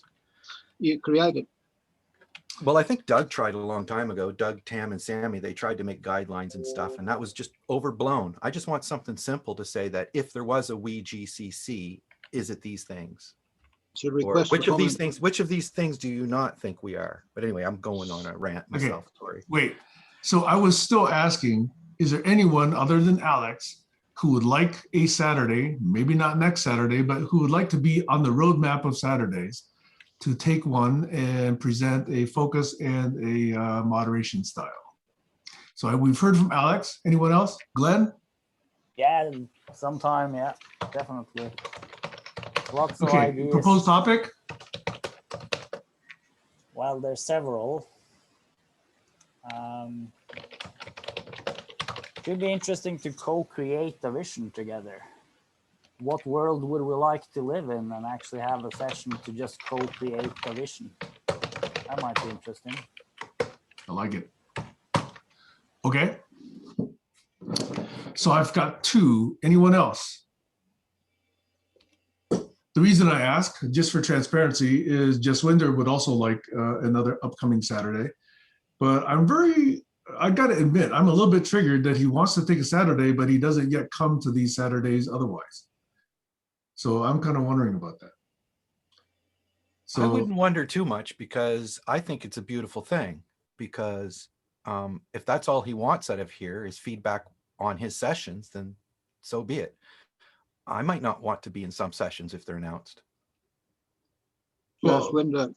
Just Barry's window. was not announced prior to, and then this session was not announced prior to. So it's not that the announcement drove someone away, in my opinion. It could. That's the point. You're saying that the lack of announcement could? No. The lack of announcements, we're a core team to come together. Right. So I'm saying the last 2 Saturdays has not been announced. So I don't He's not think part of an the team. announcement drove He's it. not part of the co-creation team. He might have medical issues, might be family things. He might be writing a book in deep meditation. We don't know. We'd have to ask him. But the deal is, if he wants to come, I think he should still come. That's part of the point I'm trying to make. And I think people misunderstand. Yeah, I agree with that. I think people should be able to come and give a whole talk on Catholicism. And then we can all say, you know, why are we doing this? Why is it important? What does it matter? Yeah, I'm not saying that I don't want to support that. I'm just saying I'm also more supportive of other people coming in and not just giving multiple opportunities to a single individual. Okay, so Well, that's a point. That's a drum up point. To try to spread it out. I agree with that. Yeah, spread it out. Yeah, Okay.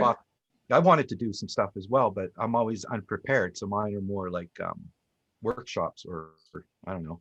Okay, so Laptop. can we just spend like 30 seconds, Glenn and Alex, Take minutes. decide which one of you wants to take the next one and which wants to take the one 3 Saturdays from now. And then hopefully we can resolve that. Or do you want the group of us to help you do that? 6 minutes. I'm I'm happy. flexible. Yeah, Well, speak, have you got- Alex. I've got my stuff already prepared, so I'm happy to go next week. And then if you want to wait a week, or if you want to get an early, I'll wait for you. You go for it first. Okay, If you thank got it you. So ready. it looks like Alex next Saturday, Glenn the next opportunity, and possibly Jess Winder right after that. Unless other people express interest, you know, between now and then. These But are you're welcome every to other. do- These are every other Saturday, right? I think I said I would take the first and the third, and I would First offer and the third. second and the fourth.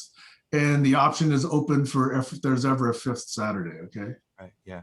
All right? I've also come to the conclusion. Wait. Stacy also had her hand up for a Sorry, while. go ahead. Go Okay. ahead.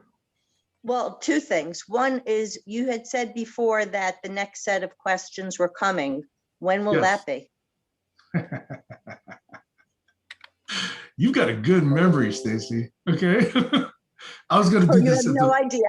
She's playing the game. She's playing the oh game. boy. Oh, what's this? What's that right there? Okay. All right. Let me do that because I was gonna do one more rant and then ask those questions. But let me ask those questions and then close with my Okay. other rant. Okay. Okay, one All more right. thing though. Let me just, so the reason I raised my hand is what Yeah. I'd like to ask for is 10 or 15 minutes before, after, at the end to, I don't know what it's going to be. It might be a question. It might be an You mean exercise. today or some other time? No. The Okay. next week. Okay. But what I'm saying is it won't be something planned. It'll be something that will come Fine. to me like in the moment. Sure, let's do that, okay? All right, so here's my next set of questions, okay? The last set of questions I asked were posed the following way. Do you think, do you think you, do you think you, do you think you? My homework, as requested by me, and it's certainly just, you know, voluntary, is 2 weeks from today. Would you contemplate the other 2 sets of questions I'm about to ask? Who here thinks that you sense make well with others? Who here thinks you focus well? Who here thinks you co-create well? Who here thinks you have a good sense of humor? Who here thinks you disagree well? And if you'd be interested in talking about that, that's 2 weeks from today. But here's the next set. Who else here do you think sense makes well with others? Who else here do you think focuses well? Who else here do you think co-creates well? Who else here thinks exhibits a good sense of humor? Who else here disagrees well? So it's, in other words, it's a bidirectional. It's others to you, and it's you out towards others. And The if only it's not idea- clear, I'm trying to build a web. Okay. It's very clear to me, but the only concern I have with the second set, which is when the person is choosing who else, there's different degrees. Like I might think one of you is like super funny. The other, or has a super great sense of humor. The other person has an adequate sense of humor. Like where's the in between? It's for you to figure I out. like peanut butter. Have a Wait. It's for you to just a figure out. suggestion. It's for you to figure out. Yeah. It's not for me to answer. No, I know, it just feels very binary. Well, what if we It isn't asked as binary, but it can be taken that way. Yeah, what if we can, so we can answer how we want, really, then? But it sounds like you're either going to omit or include. No, the point to these questions is to stimulate thinking, to stimulate hopefully some personal growth. Then I get it, because then you're saying basically that you're asking these questions and we can kind of answer however we want, right? Right. Yeah, I think that's a good idea. So if you want to box yourself into a binary answer, that's okay too. But if you want to open it up to, let's see what this brings up in me. And, what are these associated ideas? And maybe there's an implication here that we didn't bring up, and I'd like to bring it up. Those are all the possible associated thoughts that could happen. All right, then I'll wait till. No, Stacey, give me a goddamn single word answer. I will wait until those answers come in, and then I will submit a new set of questions based on those answers. Good.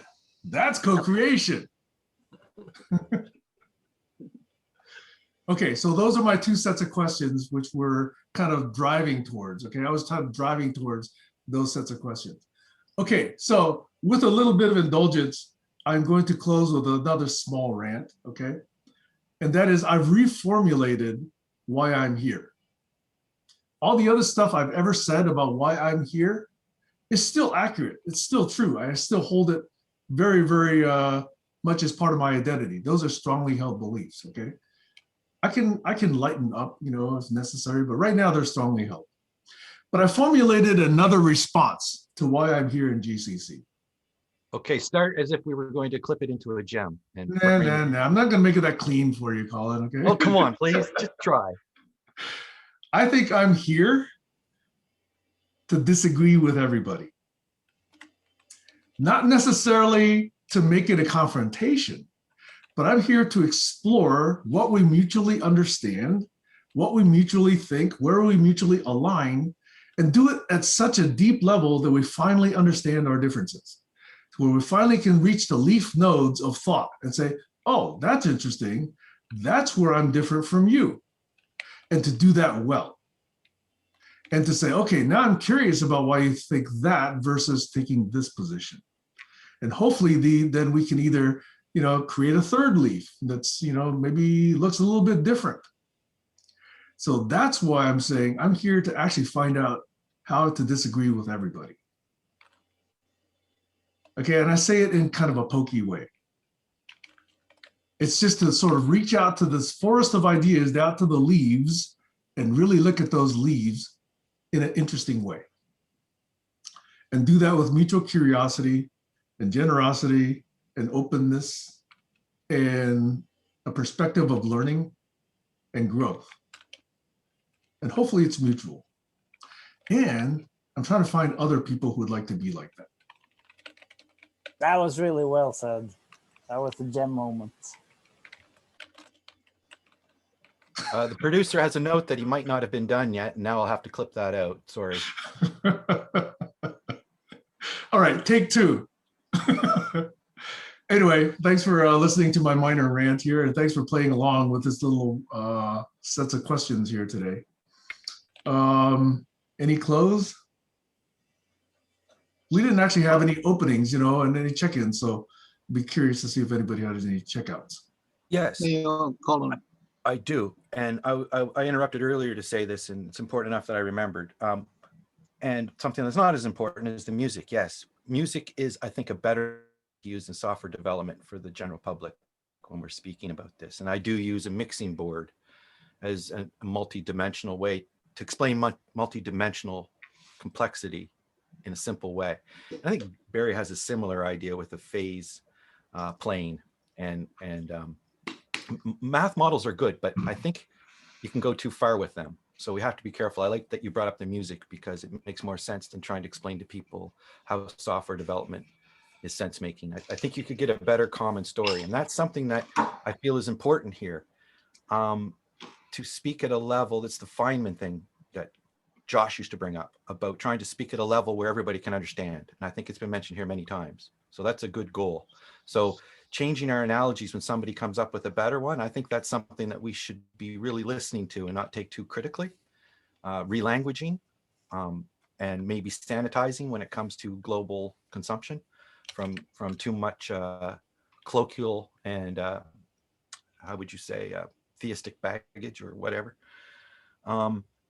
If I want to actually be heard, then I know what to do, and I can't do it in this space. I can tell you that I'm going to do it in this space. I can ask you to come play with me in another space. So I don't need a day here. I just need to say, I've finished, you can come see it and play with me over here. And if everybody says, oh, would you please take the time and everybody's time and demo it for us here, then I could do that. But I don't think I'm demo what I'm doing. So if you're not clear in what I'm doing, then if you're expecting me to dance it on this barn raising floor, I might not be trying to do my best dance right here. I might be trying to explain where I'm headed. So if you're confused about what I'm doing, it's because I'm in the meta and you're not actually seeing the cake that I'm making. I don't have a slice for you, but slices are starting. I'm starting to get some two-dimensional slices Put it in the oven. that are forming. So None of this is coming I'd love across to me. reach out to Sam and say, I'd like to reach out to Sam.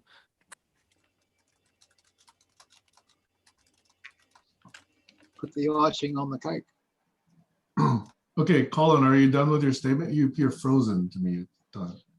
I'll do my checkout in that case, if that's all right with Sam. Am I still frozen? You guys are pretty good. I think you're back now, Colin.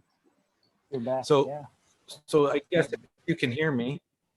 Okay, so the idea is that I am getting some to look at some of the ideas to help, as Barry was saying, help guide some of the ideas. There's a lot, like I say, there's a lot of different ways you can look at this work, and to try to squeeze blood out of a rock might not be wise. But to, I think there's some things here that we can do and some things we can't with the transcripts. So we never talked about that today, but that's the 5 minutes I'm looking for that Stacy was asking for, just to put in the thing that's specific to me, my ask, that I don't need to take the whole show and explain to everybody why it's so important. Thank you.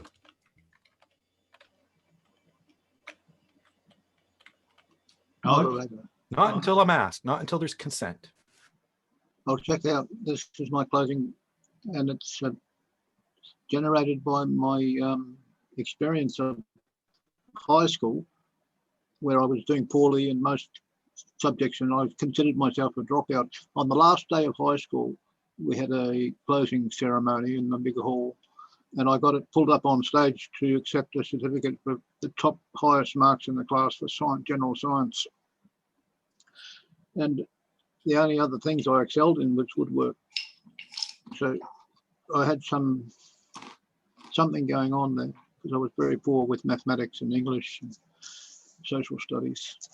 However, I did take note of that and casually went about my lot of drinking. Didn't go to school, but I don't want to get into a deep dive at the moment. I just want to talk about the fact that I have a connection to the systems thinking method of trying to break through the barrier that separates people's intuition from their belief systems. There's got to be a melding of minds to be able to move on to specific agreements. Otherwise, we always remain on the outer outskirts. So that's it. Thank you. Been a good show. Over. Thanks, Alex. Anyone else for a checkout? I just made a prediction. Being a systems thinker, I like to make models Lynn. predict. Oh, sorry. Now you can go first, Barry. Okay. Yeah. Barry? My prediction, and it might be a self-fulfilling prophecy, but I don't know. The optimum practice, I believe or expect, will turn out to be a blend of the maieutic method of Socrates and the Bohemian dialogue model. And I would be very surprised if it did turn out to be that, we'll put it that way.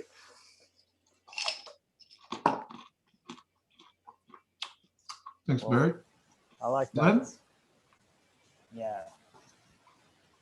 Yeah, I kind of have a little bit of an intuition that those are some of the success formulas.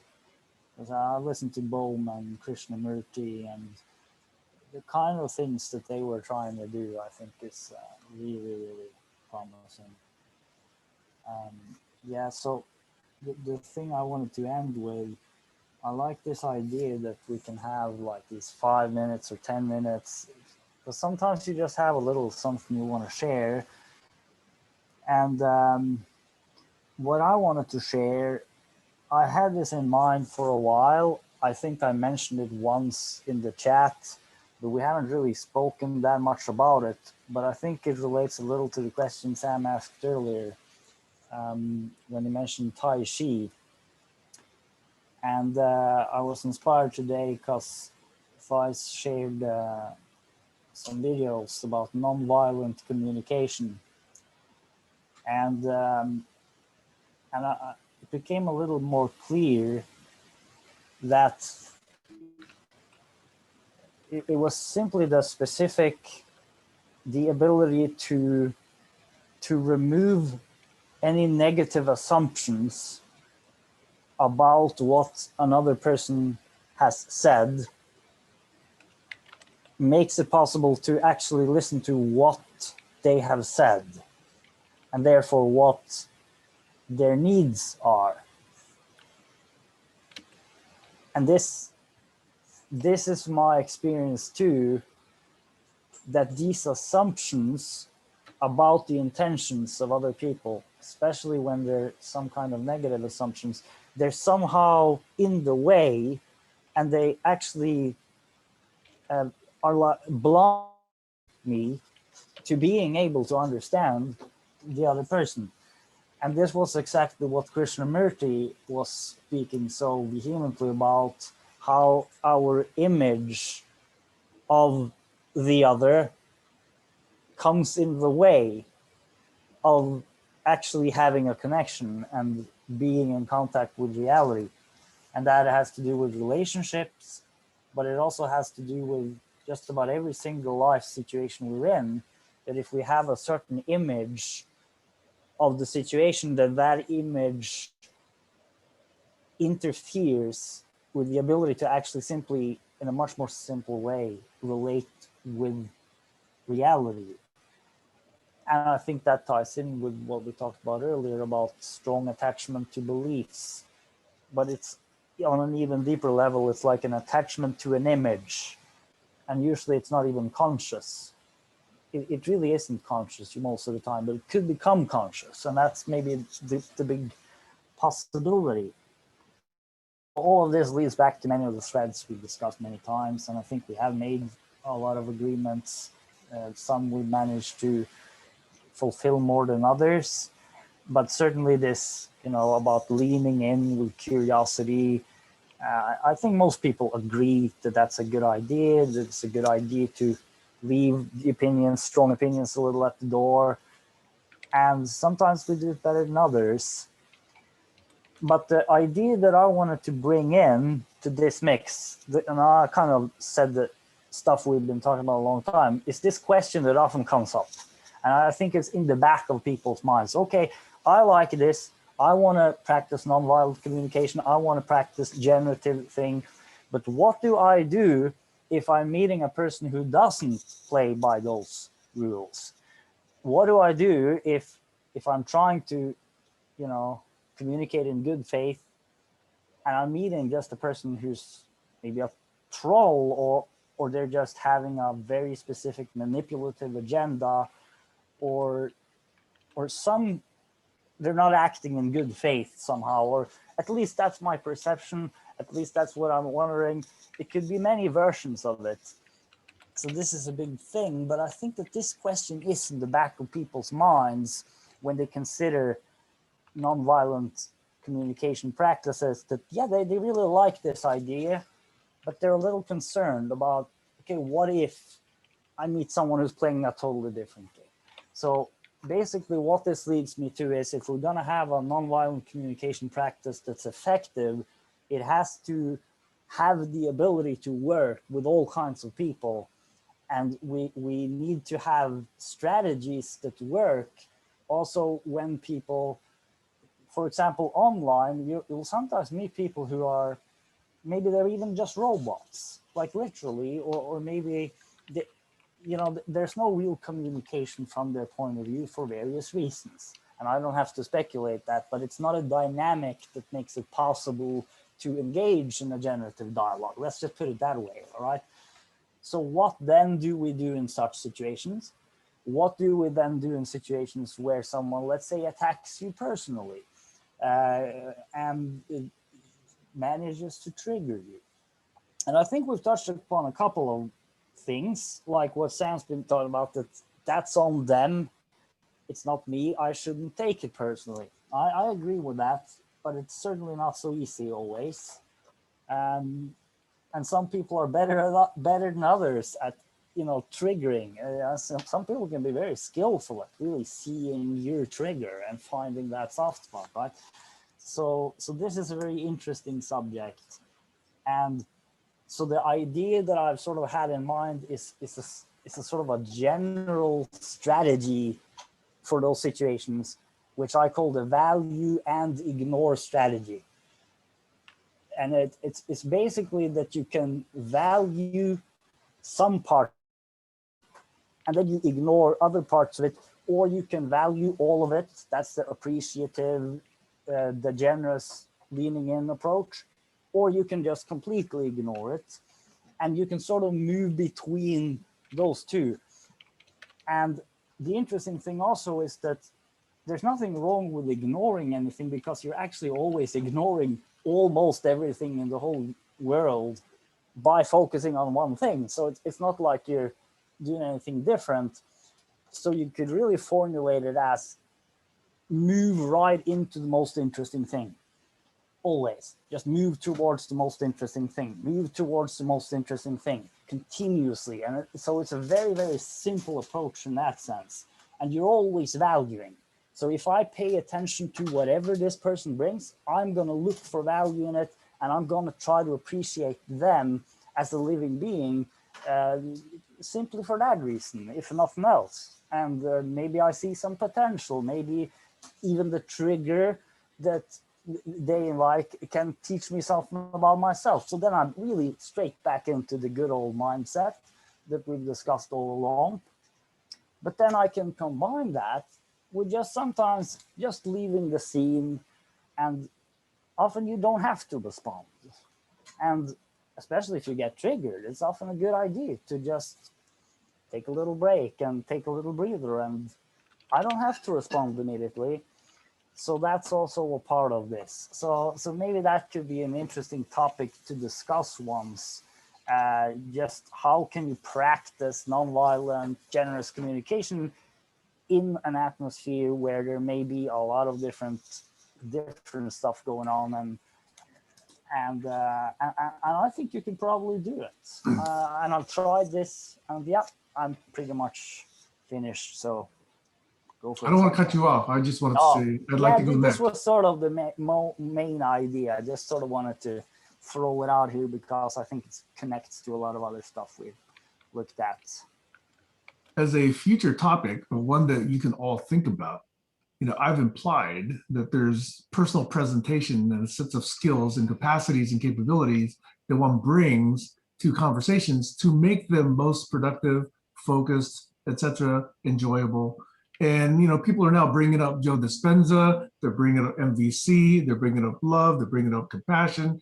You know, a lot of these things are coming up. So I was thinking, if we view this as our first grade classroom where we're really trying to do something here, okay?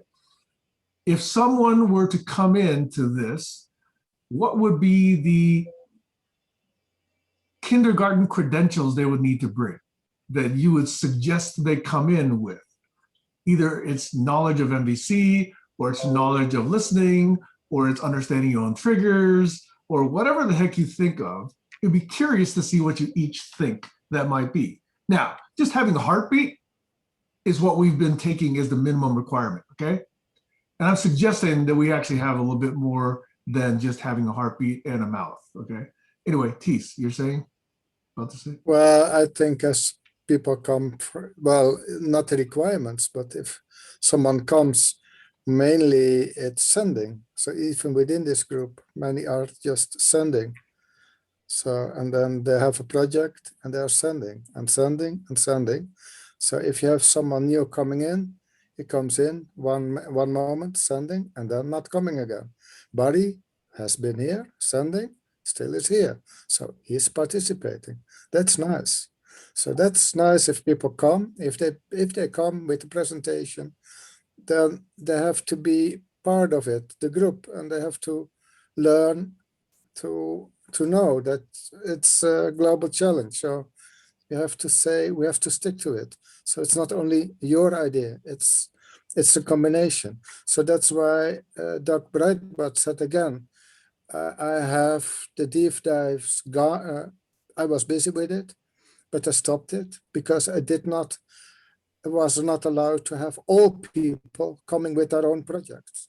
So there's no emergence from the group that we know, from all people, their own projects, so that we can emerge from that and then see, okay, what is the combination? How will we go further, knowing all our own projects?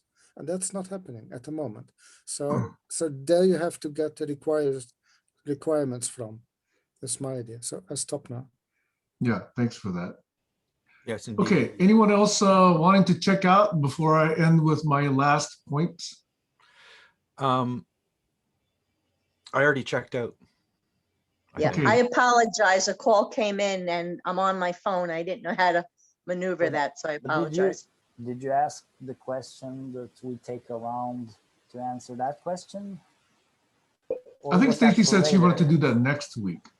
Or did you want to take 10, 15 minutes now, Stacy? Is No, there- no, no, Is there going to be an after next. show today? I'm going to leave it open. Yeah, okay. But yeah. Okay, anybody else want to check out? Whoa, Kayla's already gone. Anybody else? I'll say next week, half the session will be on the things, the topics I mentioned, and the other half of the section will be everyone's chance to have feedback and talk and put in whatever they have. Over. Yeah, normally I ask for 15, 30 minutes at the end there, but that's about it. But we can add 15 to that for Stacy's 15 minutes. Okay. Okay, so I'm going to share my screen briefly to explain why some of these questions were really prominent for me this week. Okay. And that is, there's this thing I've been sharing before. And if you can see it, I think you recognize it. It's called, why I think I'm here, or why I think we're having these conversations. So I call these my pillars, the GCC pillars. We're here to co-vision, as Glenn reminds us often. What kind of a place do we want to co-create for ourselves, and what do we want to ensure that? And can we coexist even if we don't necessarily love each other, okay? And then what does it really mean, okay? So the next piece of it is this sense-making piece.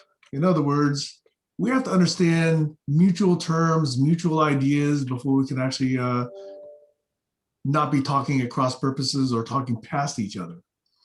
So I'm experimenting with this word co-meaning. In other words, creating meaning together. Is there a way that we can actually do that meaningfully, okay? Game of discernment. So then these other ideas, learning how to make sense, the elements of, the tools for, the impediments, okay? This is where dumb people problems and smart people problems come in. And communication skills, and eventually deep grokking, which is where I like to go, okay?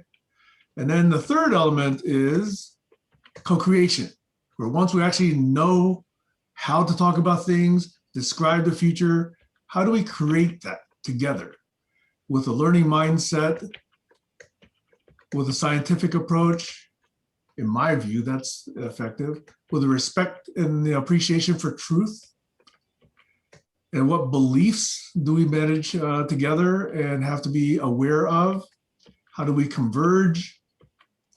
How do we reciprocate our efforts together? How to create shared group memory and artifacts? And then how do we act on these collaboration opportunities? Okay. So this to me is co-creation. So if you take these first three pieces here, that would be enough as a mission statement for me and a purpose. However, I think there's specific focuses that enable those first three. And to me, if you don't have agreements, you can't do any of the first three. So agreements for me has come up to be a very, very strong, prominent theme. And to get to agreements, you got to learn how to navigate through disagreements and model that, okay? And then we start with micro agreements. Nothing big, start small, build up, and then scale up, okay? Eventually to planetary impact. So that's to me why agreements are so crucial. And as we're doing that, understanding how to do collaboration, understanding how to reach agreements, understanding what skills are required, what tools, what artifacts, that to me is the collaborology piece. The theory, practices, technologies, and learning mindset around scalable collaboration. So what are the foundation pieces? How do we understand the impediments? What models can we use for these kinds of collaborations? And how do we scale? And if we're able to do this, we build up a knowledge that right now I'm calling collaborology. And if we find that there's a number of people who appreciate this, want to practice this, those people I'm calling my community of impact. People who share these practices, who share a learning mindset, who share that resonance, that alignment, who really are, making themselves accountable for what they think is good and to do better as they learn more, okay? That to me is why this picture, this 6-pillar picture to me are what I call my pillars for GCC. So the questions that I was asking earlier really are driven towards how do we get there? How to create this? And that's my motivation. That's my story arc. And that's my conclusion.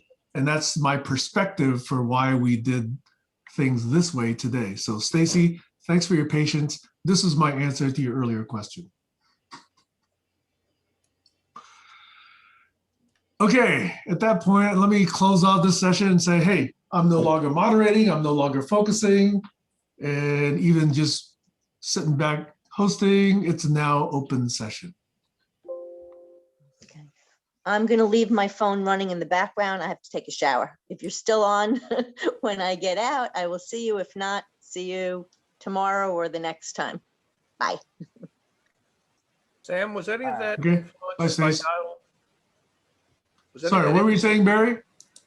I was going to ask, is any of what you just reviewed influenced by Donald Knuth or Professor Polya at Stanford? Well, both, because polio was a huge influence on my dad.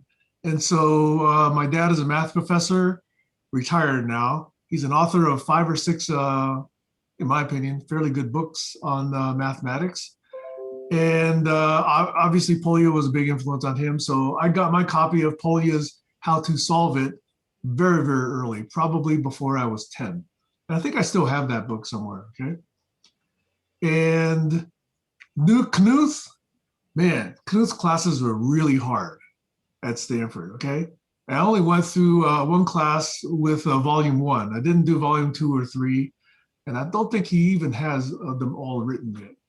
But anyway, even just learning about Stirling numbers, blows my mind. And so I didn't do real well. I think maybe I got a C or a C plus, in that class. But he's obviously a giant in computer science. So to be able to take a class, with his book and his, hey, we got Alex coming here. Yeah, so I would have to say in some sense, anything that was in my past has influenced my path towards GCC. So in that way, the answer is yes. Hey, Alex. Hey, Alex, we're done.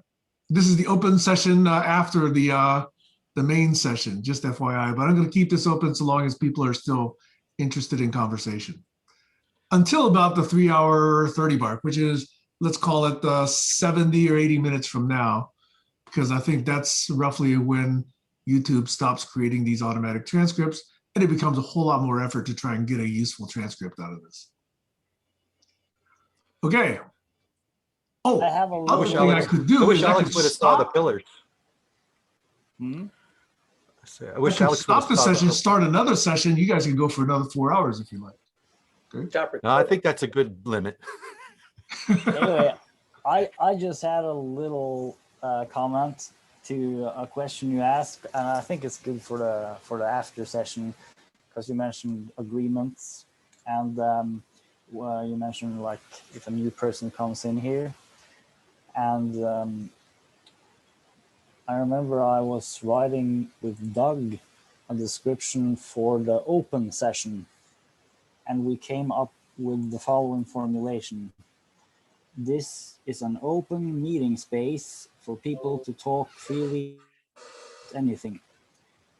We bring an attitude of friendliness, openness, and curiosity to allow something generative to happen. And I would say that that last sentence, we bring an attitude of friendliness, openness, and curiosity to allow something generative to happen, is something that every person here has agreed with, and many have tried to practice. And I think I would also claim that if we just have that one agreement, and if people just to some enough degree practice that, then I think we're going to be fine in the open space. And maybe we don't need any more agreements in the open, more open conversation spaces. And then into those spaces, specific people can then bring, like Thijs talked about projects, yeah, but also sort of games or suggestions for a special meeting or special seance, and then they can, define rules. And then if people join the session, we can say that, yeah, then we have an agreement to follow those rules in that particular session. And also, of course, it's always possible for any two of us or three of us or in any conversation space to then make even more specific agreements that they're gonna do a certain thing. And so I guess I'm seeing this architecture where you have one open conversation space. It's pretty open for most people. We come here with a friendly attitude, just respectful, being curious. You sort of just bring that mindset, try to bring that mindset. And if enough people in the space do that to enough of the degree, then my personal belief is that it's going to work most of the time. And if we can solve, yeah. What do you think, Sam? So thanks for that. First caveat, I have no influence on Thursdays, okay? But the question I would have for you is this term, open mindset. To me, there's a lot underneath there, okay? There's patience, there's listening, there's inquisitiveness. Maybe that's the same thing as curiosity. There's a willingness to share. There's a willingness to learn. So all of that, to me, is probably, that's just even a partial list. There's probably a much bigger list of what an openness really means. And that's the thing that I find is interesting, okay? And that, by the way, is what I keep referring to as personal presentation. How do you present yourself so that things go well to anything? Okay, if you want to go play football, how do you present yourself as an athlete? If you want to go teach a class, how do you present yourself as a teacher or a collaborative teaching assistant?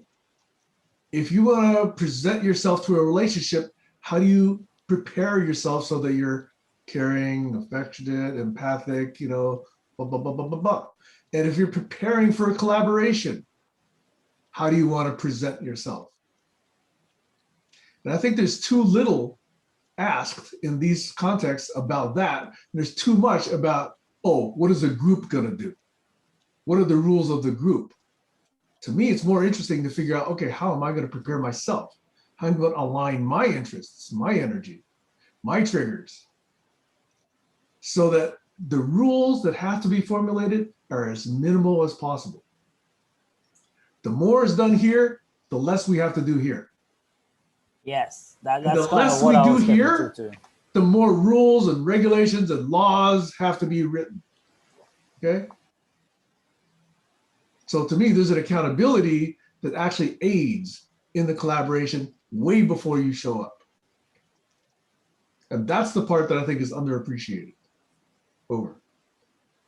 So good that you said that, because that's kind of what I was getting to as well. I think that you don't need so many rules in the collective space. But here's the other implication.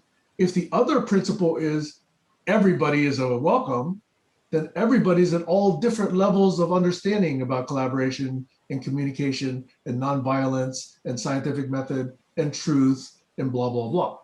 Everybody's everywhere, okay? Yeah. So if you're gonna include everybody, you gotta be patient with everybody and understand we're gonna have the same old conversation over and over and over and over and over and over and over until there's some guidelines and agreements made or some requirements met. And that's what we've been trying to struggle with for the last 3.5 years. We've been Wait a saying minute. everybody, and yet we're also saying open. Mhm. So that's why everything always happens again and again and again.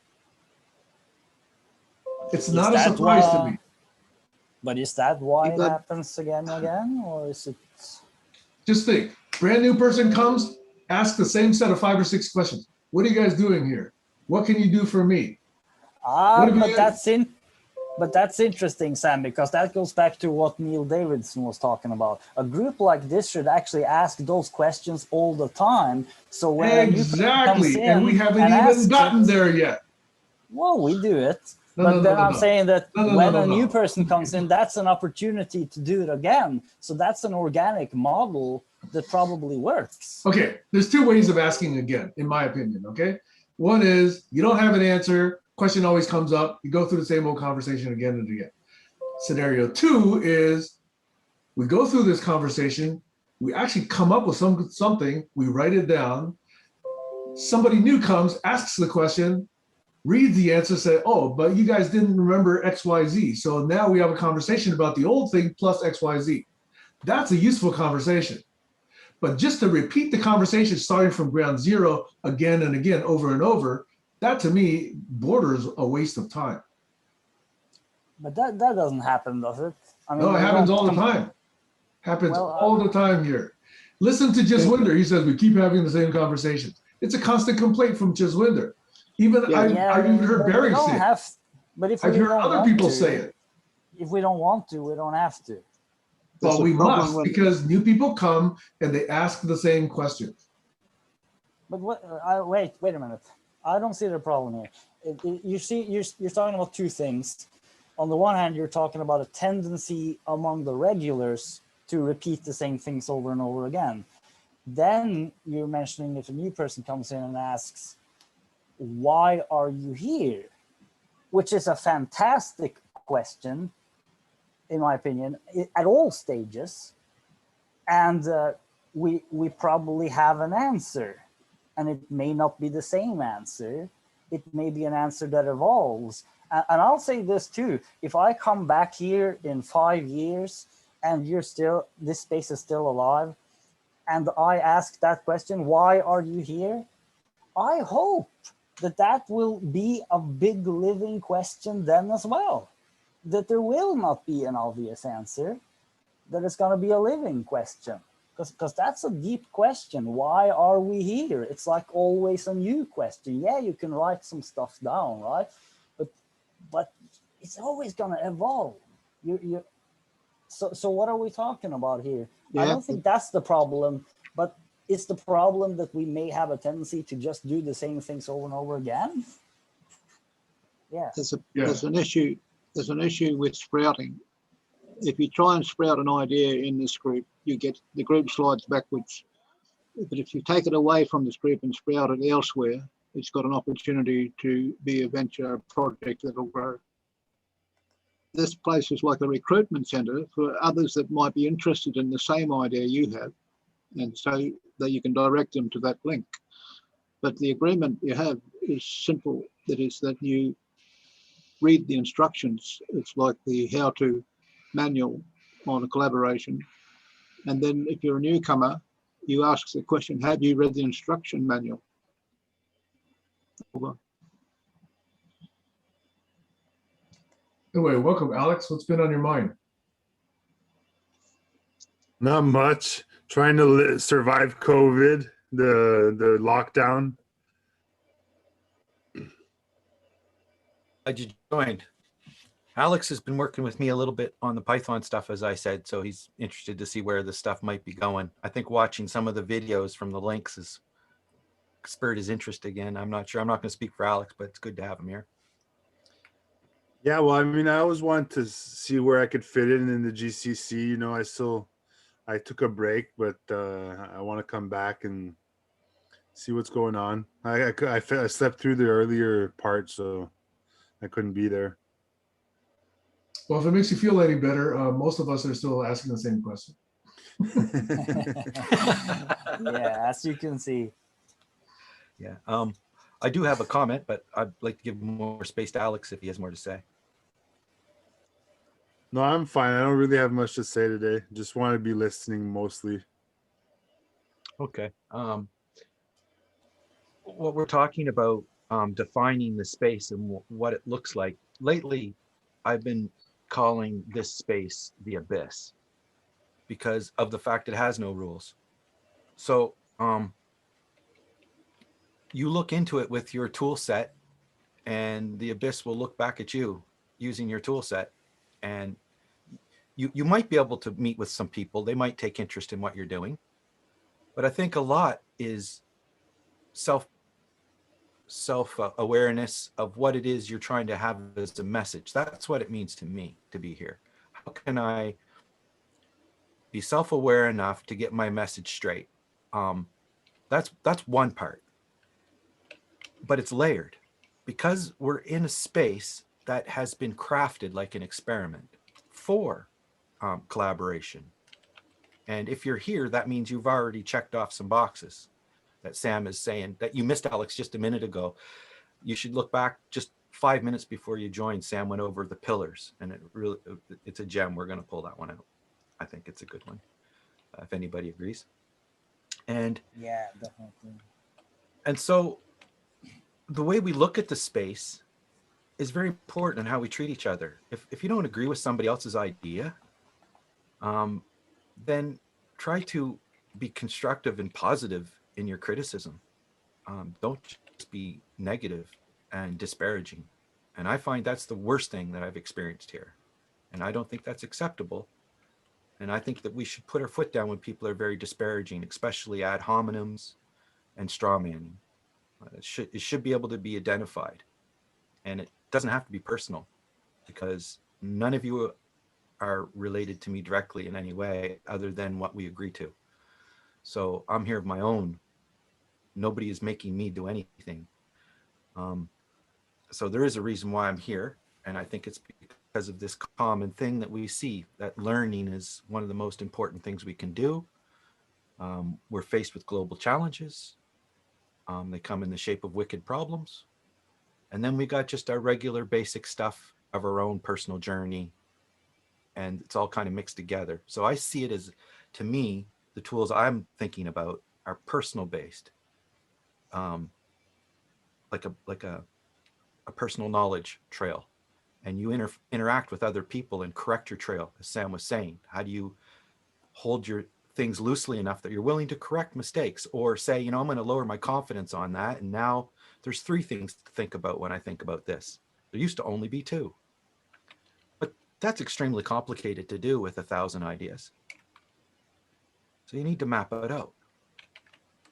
And to not realize that is to really just kind of scratch the surface with each other. And I think in that way, Alex might be right. It's a place to come, to be a place where I can come and say, I've got a great idea. I'd like someone to critique it with me.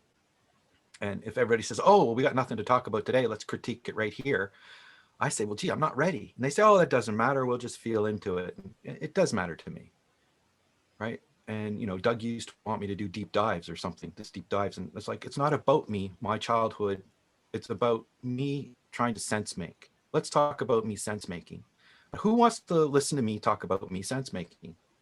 Right. I don't know if that, well, maybe we could put it together in a certain package where people would consent and come and listen to it. I think what would be better is take Barry's suggestion and put the effort into the thing you want to shine, and then bring it forward to certain people who may be able to look at it at that state. Other people I can work with while I'm still trying to build it. And I think identifying that these conflicts we have are not a single point in time, but it's like a ripple that kind of goes out, and not everybody sees the same point of view as everybody else. And it's expensive to have that quality where you actually do understand somebody else's point of view. So how much effort do we put into doing that steel manning? It depends whether you actually care about what the other person thinks, first of all. If you don't care what they think and you're just thinking of them as a science experiment, then they're not even in the conversation with you. So you should tell them, hey, I'm not going to listen to what you're saying because I don't respect what you think, but I find you very interesting. I'm going to follow you around and see why you're so broken. That's a horrible feeling to have. I don't know if anybody's ever experienced that here, but that's what it feels like to have a troll on you. So if somebody doesn't like what I think, they can just say, hey, look, I don't think you've got any merit there. Work on that and come back. I'm not following what you're saying. Instead of getting upset and berating me. That's a wrong way to handle that. And at that point, I just say, well, it doesn't matter how smart that other person is. I can't collaborate with them, at least not yet. So there's people I can work with and there's people I can't. And if we could find ways to signal each other that it's going off the rails, it's like, you know, you've offended me unnecessarily. And the person could say, well, I don't care if I've offended you. That's the way I believe. And then, you know, so that's the end of it. But if the person says, well, I didn't really mean to offend you, I was thinking this way, then the conversation can come back onto the rails. So being offended means that you don't agree with what the other person's saying. You don't have to respect everybody's ideas. You just don't. You can't. You cannot respect everybody's ideas. And to pretend you can is ridiculous. What does that mean? If they have their that means ideas, that you can't please everybody all the time. That's what that means. well, that sounds different. Everybody has their ideas. I can respect that as a reality that they have the ideas they have. I can appreciate you have the right to think what you want to think, and that you may be right and I may be wrong. For example, if you came and started to sell me some religion and knocked on my door and said, you must believe in this, I may or may not give you the time of day to explain yourself. I may not care what you have to think, right? I'll tell you, I don't care what you have to think. You're just going to be wasting all your breath. I've been through this 100 times. Or I'll say, I'll give you one more chance to convince me of your truth.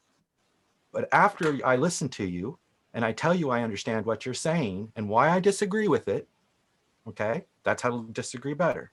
Okay, I might say, and I don't respect your ideas because they lead to bad ideas. For example, the Bible, I think the Bible's bad because it teaches a lot of bad things to children. It should have an adult label on it. But other people think, oh, no, let's teach this to the children. Give them a Bible for their 6th birthday. I don't agree with that. I think that's an old school thing that we used to do. And now Santa Claus, on the other hand, that's fine. But, you know, you learn when you're 12, there's no Santa Claus. Sorry, spoiler alert to all the children out there. But God, you don't learn. Alex, what are you thinking? I'm thinking about this article in the latest copy of New Scientist about the weird nature of the quantum theory. And it's part of it, it says here, we think about the world of things with absolute properties because this is what we experience. but it's not. The object you're looking at is mostly empty space. The atoms are 99% empty space. It's made up of energy that we perceive as solid matter, and it reacts to the forces of physics when you try and touch it, push it. There's gravity and magnetism, electro fields. There are electromagnetic fields around every atom, around every electron is an energy field.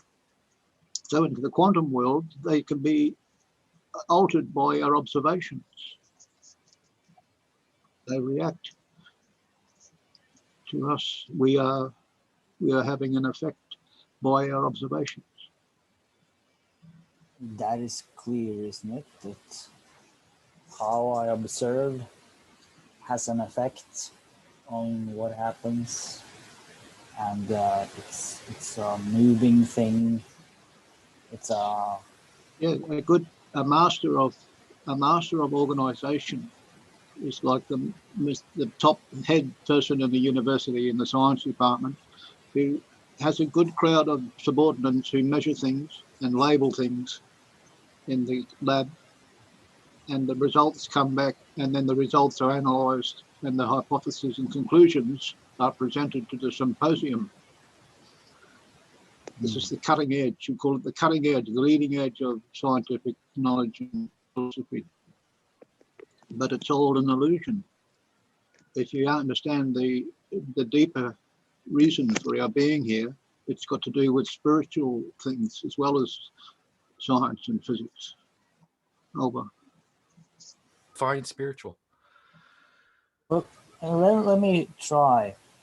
In the recent dialogue I was listening to, Schmachtenberger said there's something like the spirit of science, and it's like you want to belong with reality first. You want truth first, and you're more concerned about that than about attachment to beliefs or about the group you're a part of.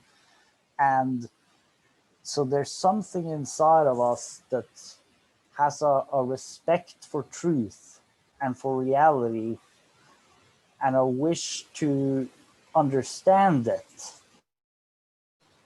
And if that wish, why does this chair not exist? And if that wish is also an emotional wish, or if you really feel a love of reality, a love of life, a love of the world, and the mystery of the unknown, I'm wondering if that's a little in the direction of spiritual, in a sense, which at least I think is an interesting version of it. Like this would be spiritual that I think is worth seeking, is like it includes the mystery and an acknowledgement of the mystery and a humility in front of the mystery, and it's also this incredible curiosity and wonder and awe and a deep respect for reality itself. And I think that might be behind both science and religion and many of the other great traditions. I consider that to be meaningful. Alex and Glenn, have you noticed what I've been doing for the last couple of minutes? I've noticed it. Why do you With the fingers? Why do you think I'm doing this? I refrain from comment. Alex pointed out a true fact that atoms are mostly empty space. And my fingertips are made up of material that's made of atoms and molecules, mostly empty space. Yet I cannot push my left hand through my right hand, even though they're mostly empty space. Why, when I push my left hand against the fingertips of my right hand, do I feel repulsion? What's on the outside of a molecule? What's the outermost part of a molecule? The electron field. Electrons. And what happens when you take two electrons and try to push them together? Repulsion. They repel each other, okay? And it's the repulsion that I'm feeling. I am feeling the electrons on the surface of the molecules of my left hand pushing against the electrons on the surface of the molecules of my right hand. And I can literally feel it pushing it apart. I can sense it, okay? Now, I can also breathe in and out. Now, the air is invisible, but if I breathe, I can sense the air. The Greek word for breathe, spira. Our word spirit comes right down from the spirit of breath, which is the breath of life. So we always had things that were there. We could sense them. We could feel them. We couldn't see them. I can touch my fingers, but can I touch the electron? No. I can feel the force. So they had all this evidence of something that's invisible, but it's really there. And it's important. And that whole notion that breath is such a powerful thing, it's the breath of life. That was a big deal. Spirit, breath. And if I see something that's astonishing, that's shocking, I take a deep breath, I inhale. It's an inhalation of something. What? If it's an idea, I just got a bright idea, a little light bulb goes on, that's inhalation of inspiration. And if I try out an idea and it doesn't work, what? That's an exhalation of exasperation. Inspiration and exasperation is incoming breath and outgoing breath. Okay. Have you ever been exasperated? You ever been inspired? Okay. And when you're inspired and you inhale a deep breath, that oxygenates your blood. Now, did they know oxygen and hemoglobin enriching your blood? But when you inhale a deep breath, it oxygenates your blood. And when you get excited and enthused, that blood will flow and it'll flow into your cheeks. And your cheeks will redden and glow. You will glow with inspiration because of the oxygenating blood brightens up your face, makes it redder. And how did the medieval artists draw that? They put a halo around the head of the person who was inspired. Halo, inhale, exhale, halate. That was the Latin word for breath. The word for breath, halate, breathe, spira. Hello. They're all the same word. Alex, what are you thinking? I was thinking about the imagination. There's a program that will interest Colin. It's called Da Vinci. I can find somebody else to do it with me. And if they Da didn't want to Vinci do it with me, I spent my time trying to Resolve. get them to it. Or I decided not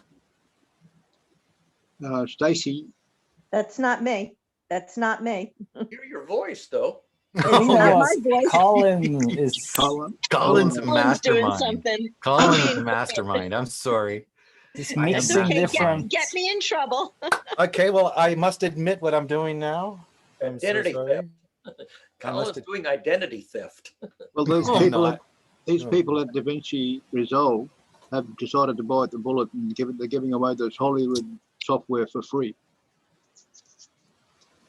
Da Vinci, Yeah, Very. Da Vinci Resolve 17.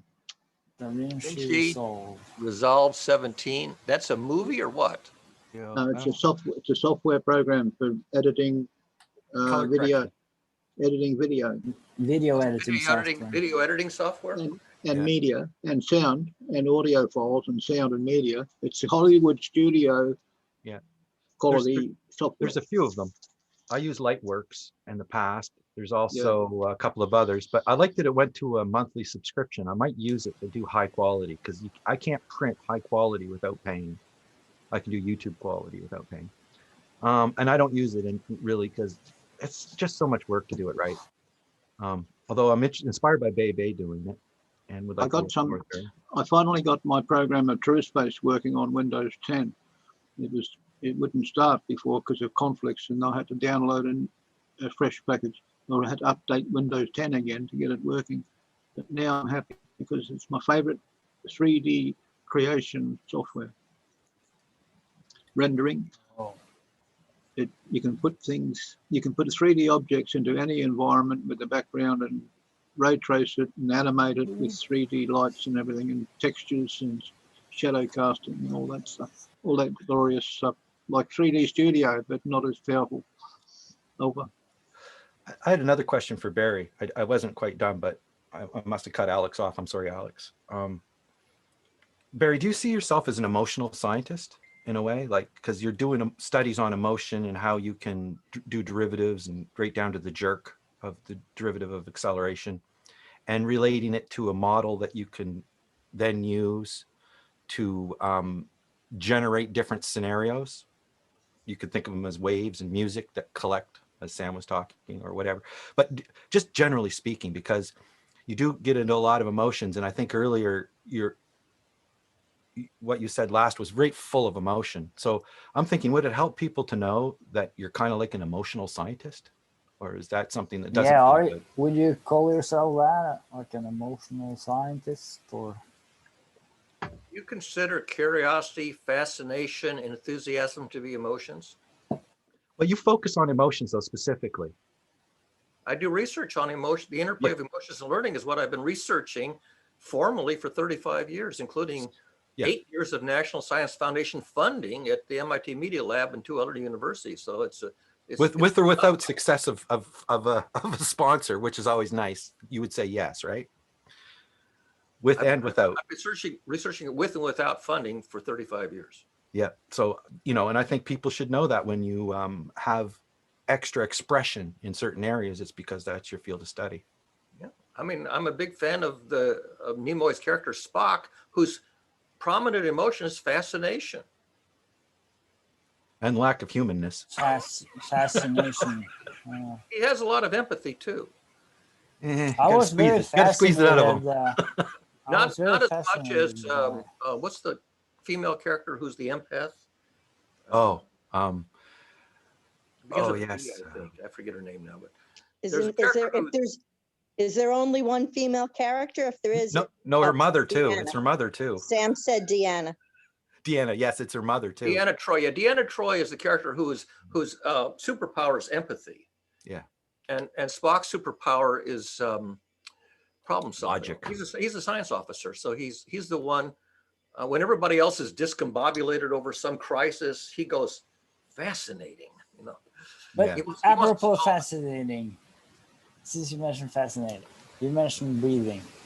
Yeah, breathing is too. Yeah. Because that's fascinating for me, because the movement of the breathing goes outwards and inwards. Right. And I was speaking today with some people about how our decisions are being influenced by the world around us, the conditions, the context, etc. And also how our decisions and our behaviors influence the world around us. So there's an influence that goes out from the person into all the surroundings through how they behave and how they act, and the outpouring, you could say, of impressions. They are influencing the world around, while the world around is continuously influencing them back. So there seems to be something about the basic architecture of all of reality that follows this pattern of movement of energy going outward and movement of energy coming inward, and always meeting at every moment. So that there's always a meeting between some kind of force, some kind of energy, some kind of acceleration, out breath, sending, going outwards, meeting something going in the other way. So that there always seems to be a meeting. So that's why I'm so fascinated about breathing, because there's something about breathing that just really illustrates that and sort of it's almost like the fundamental example of the architecture of the world. Does that make sense? Yeah, breathing is, I mean, you watch the cheerleaders at a football game, okay? And the amount of input and output of air is enormous, and it's called spirit. That's the spirit squad. And they're singing and they're dancing and they're doing gymnastics and all this kind of stuff. And they're elevating people's spirits. And they're doing it by making noise. Ruach, spirit. In Hebrew, ruach is spirit, is like a cheerleading spirit. Different than the spirit of life. That's a different word. So there's sort of enthusiasm spirit and the spirit that's basically fundamental to life itself. So Colin, I wonder, what do you think about this view of spirit as related to a kind of a fascination for this movement of breathing, or this movement inwards and outwards that's always meeting? I think existence is fascinating, right down to a leaf on a tree. So breathing is no more or no less for a human or a leaf. Fascinating. Chlorophyll, all of it. Respiration. It's amazing. Respiration is a fundamental feature of life. How do you tell if something is alive? Does it respire? Yep. There's that word again, spira, And the source of the word spirits, if I'm not mistaken, anybody can correct me, is when people were trying to figure out physics and steam would go up. And so that they said it was the spirit nature that made it go up. So, and alcohol also has fumes that comes off it. So they call it a spirit. Mineral oils, a spirit. That's how it got its name, spirit. So that's a third meaning of spirit. First meaning of spirit, contact was the one that has the connotation of religion wrapped around it and a soul. So spirit and soul were synonymous. And then I realized that my spirit was something that I had, and my soul was something that people were trying to sell me. So my spirit is my art. And I think that to say about spirit, when it comes to my difficulty, and probably why you asked me why do I think of that term spirit, I have a difficulty in a different sense. It's a category error. It's when people start to get overconfident about what they're defining X to be. And sometimes they can use the word spirit, sometimes they can, so it doesn't matter what the word is. It's when we talked about that earlier, but yeah. I think that's kind of almost the opposite of this kind of awe and fascination for reality. Yeah. So that actually that overconfidence. Spirit doesn't mean anything. Spirit doesn't mean anything. Like love doesn't mean anything. It has to have a context around it in order to get any meaning out of it. Colin, there's a rabbit hole that needs to be observed there. Several rabbit holes. Because, everywhere. Because you know what I mean? The spiritualists and the spiritualism, some of them are into the voodoo and shit like that. So you've got to remember that the artistic world of the spirit is where it's at. That's where you're able to shine, really. Over. Yeah, take the word I don't go ahead, Barry. Take the word enthusiasm. You look up the word enthusiasm in the dictionary. It's an ordinary, everyday word in normal English language.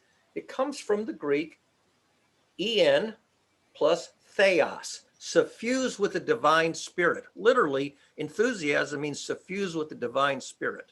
En plus theos. I think what does that get us? What does that get us, Barry? It gets us enthused. It gets us excited. It gets us engaged. It gets us breathing and coming alive. Stacy is infused with a spirit now. Oh, I don't.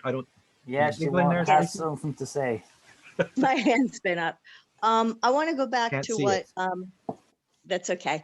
I want to go back to when Barry was holding up his hands and doing the demonstration about, yes, like that, because I have a piece of scrap paper here from a conversation that we were having about sacred geometry. And I had written down that emotions are signals amplified by life experiences. And the way I tie that to what Barry was doing is, if you imagine that the intensity of the signal is pushing out. Exactly. Exactly. I think that's a model where it would be interesting to just see how we could play with that model in terms of lessening the intensity. And that applies to any system, whether it's just one individual human being or a group of human beings. And again, you know, I'm mostly interested in humans. So I just want to throw that out there.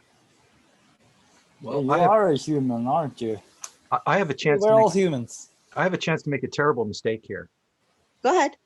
And I've been here before a long time ago when I had some results to publish.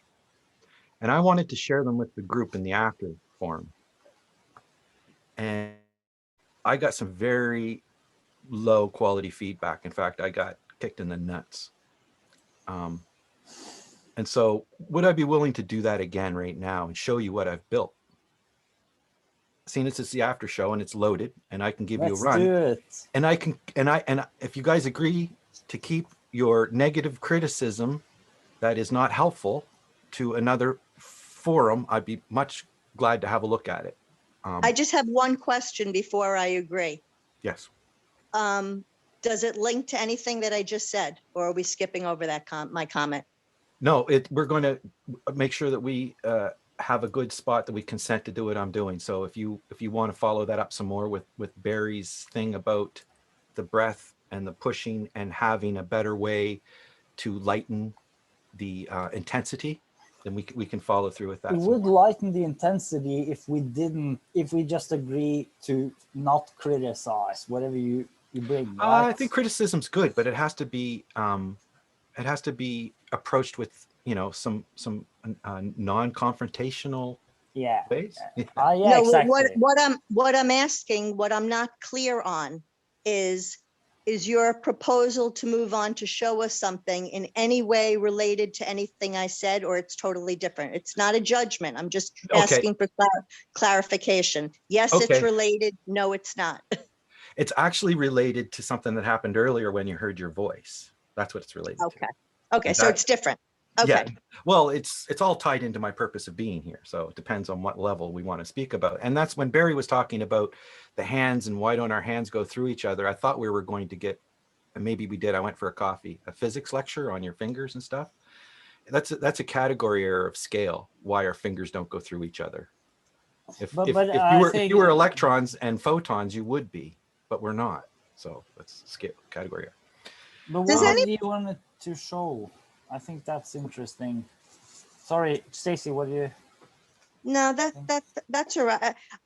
Yeah, I'm gonna say it. I'm gonna open up a can of worms. Did anybody else bristle when Colin thought we were gonna get a physics lecture?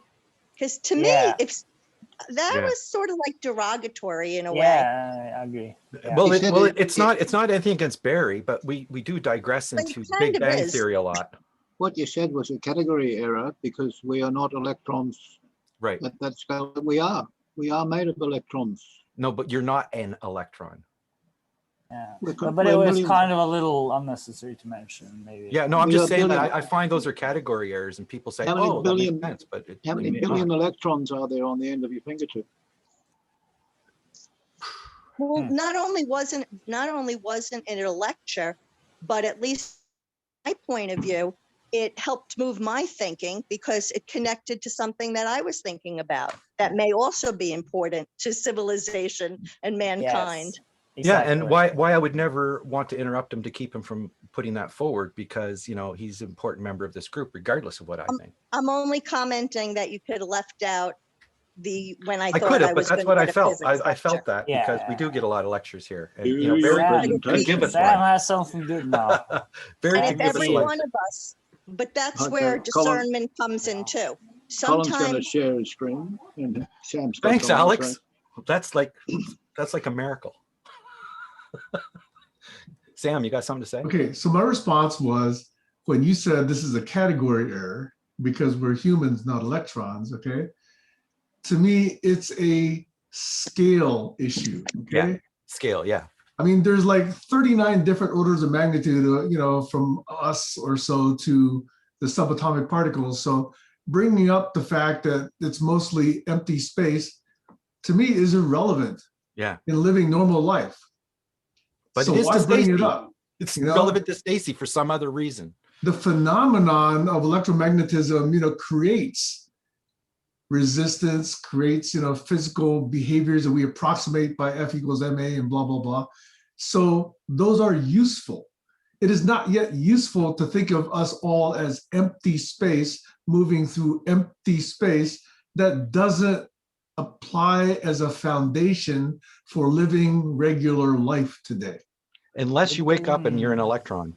But didn't that also relate to tension of forces? Because I felt that there was Not something at this about scale, not at this example. scale.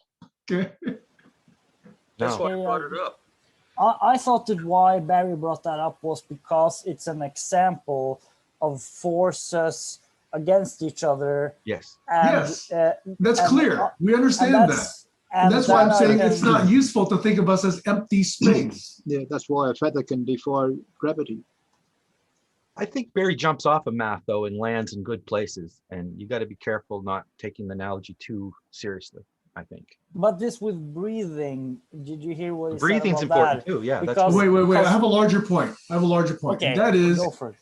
there's a meme that you could hear in one context that is actually quite meaningless or almost dangerous in other contexts. And that discernment of learning when to apply a piece of knowledge or a piece of wisdom is called judgment. It's called experience. It's called life. Okay.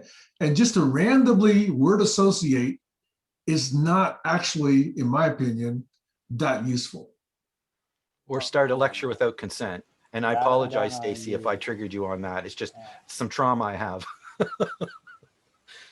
So the question is, what are we wasn't really? I'm Triggered. repeating again.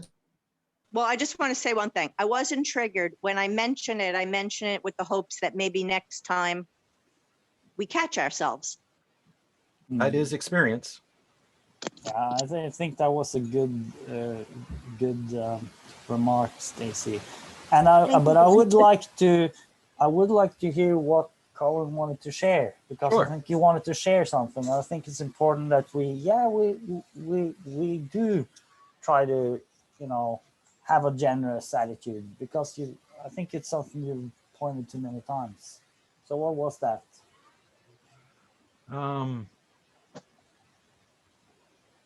Screen 1, screen 2, screen 3. Screen 1. I don't know what you're going to see because it's a big screen. Can you see it? Oh, yeah. All right, so this is what me and Alex are working on. We don't have it in GitHub yet, but I just searched something I hear Stacy says, something I always wanted to do, or something I always wanted, or something I wanted to do. I said, I've heard her say that several times, and that's a key phrase for her. And when she says that, you're about to learn something about her. That's something she always wanted to do. So that's why this is a white box.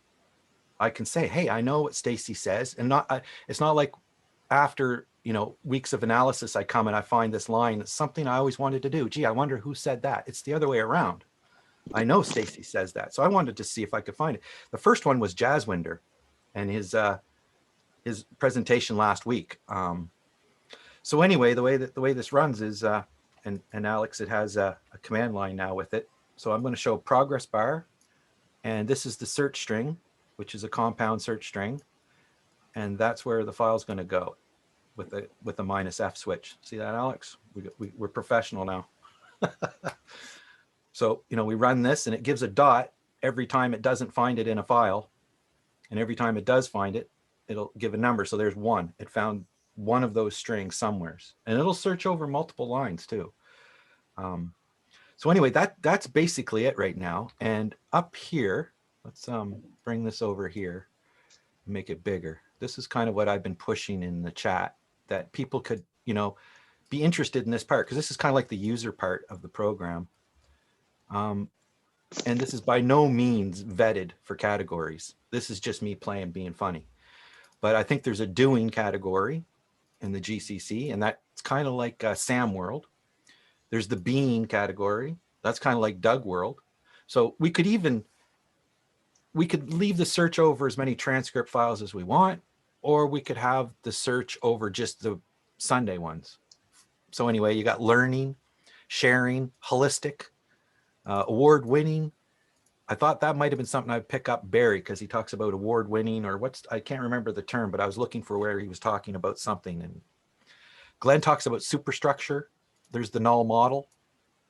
I haven't run any of these ones, by the way, except for Stacy. Stacy's the only one I've run so far, because this isn't actually hooked up to the program yet. It's just where you might be able to choose from categories or add your own, right? So you basically a quick way for users to build search strings. But this is a forward search, and then it outputs the file. So let's go look at the output file that we got. Here it is. So it's searched, this is search tool 06, the target phrase, something I wanted to do, something I've always wanted to do, found 2 times in 2 files of 576 files searched. Most of these are Sam's files. And it shows 2 results here. It shows you the show that it came from, and it shows how many matches. You can also run this without doing the actual matches. You can run it now in a optimized mode, where you can, instead of taking 20, 30, up to a minute and a half to run through all of the files, you could probably get an answer if there's any hits within just a second or 2 with an optimized search. So you have an option just to say how many matches are in the file. But if there's matches, you can do a more detailed search and it'll actually output them. This one's Jazzwinder. I don't know how this is going to work. Spectacular. It's just a continuation of something I wanted to do for a long time. And all it is meditation, introspection. Wonderful. Looking into our own individual minds. Where'd you go, by Jazz? Ourselves. And possibly a little bit of an explanation, nothing elaborate. Okay, now I can't turn him What off. does it do for us? Here he is.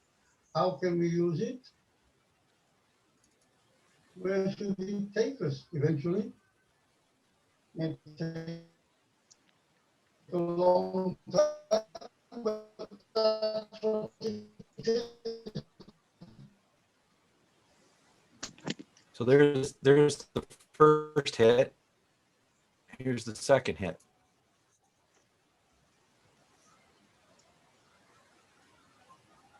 That's it. What's going on? My computer breaking? There we go. Internet's not so great, I guess. Usually this is quite instant, but not today. Everybody still there? Yeah, Hello? Okay. Yep. I'm absolutely loving this. This is not working. Let's kill out of this and let's try again.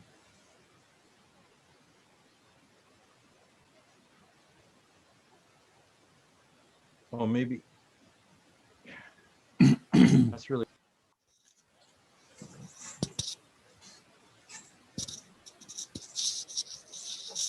Well, for some reason, YouTube is not working for me right at the moment. This is what you call the demo gods thing, isn't it? Just for the fun of it, let's go back and hit Jazz's again. Yeah, I think my internet's dying. I'm going to restart it right in the middle of this demo. Oh, here we go. Something I wanted to do for a long time. Something I wanted to do, and Stacy's something I wanted to do. Here it is. Oh, come on. Time that if there was something I wanted to do, Look at that I guy. would have to try to find somebody else to do it with me. And if they didn't want to do it with me, I spent my time trying to get them to. Or I decided not to do it and to do something else. That was a while back. Yeah. So that's the idea. You can churn through the videos. I call this video churning to get into the pile. And it's a little white box not So black. are you saying, Colin, that you can just, in the program you've made, you can just put in any phrase? Yes. And it can search all the GCC videos. Yep. And then you can find segments where that specific phrase was said. Yeah, in multiple Whoa. in batches. This is fun. Posted a bunch. I've actually posted a bunch. I can post that one to the chat that I just did. In fact, Barry had a whole lot of suggestions. Yeah, do a search for, I think Alec is an arsehole. And you made also the word clouds that you Yeah, put in yeah. the chat. Yeah, it's pretty well This ready stuff for. here, fucking hell, Colin. Yeah. This is fantastic work. But this is really not what I'm great. here for. This is what I do for a living. What I'm here for is to find fair conversations. So I guess you But got to this build is- the tool you want, don't This you? is You can even- amazing. You can even search multiple searches at the same time, like variations. Will say like something I wanted to do, something I like to do, what I wanted to do. You can have as many variations as you want. Yeah, or the stem of a word with all the different INGs and all that stuff. But then you cross over to natural language processing, which crosses into Barry's world of sentiment analysis as well, and several other things. So there's all kinds of places we can collaborate with something like this.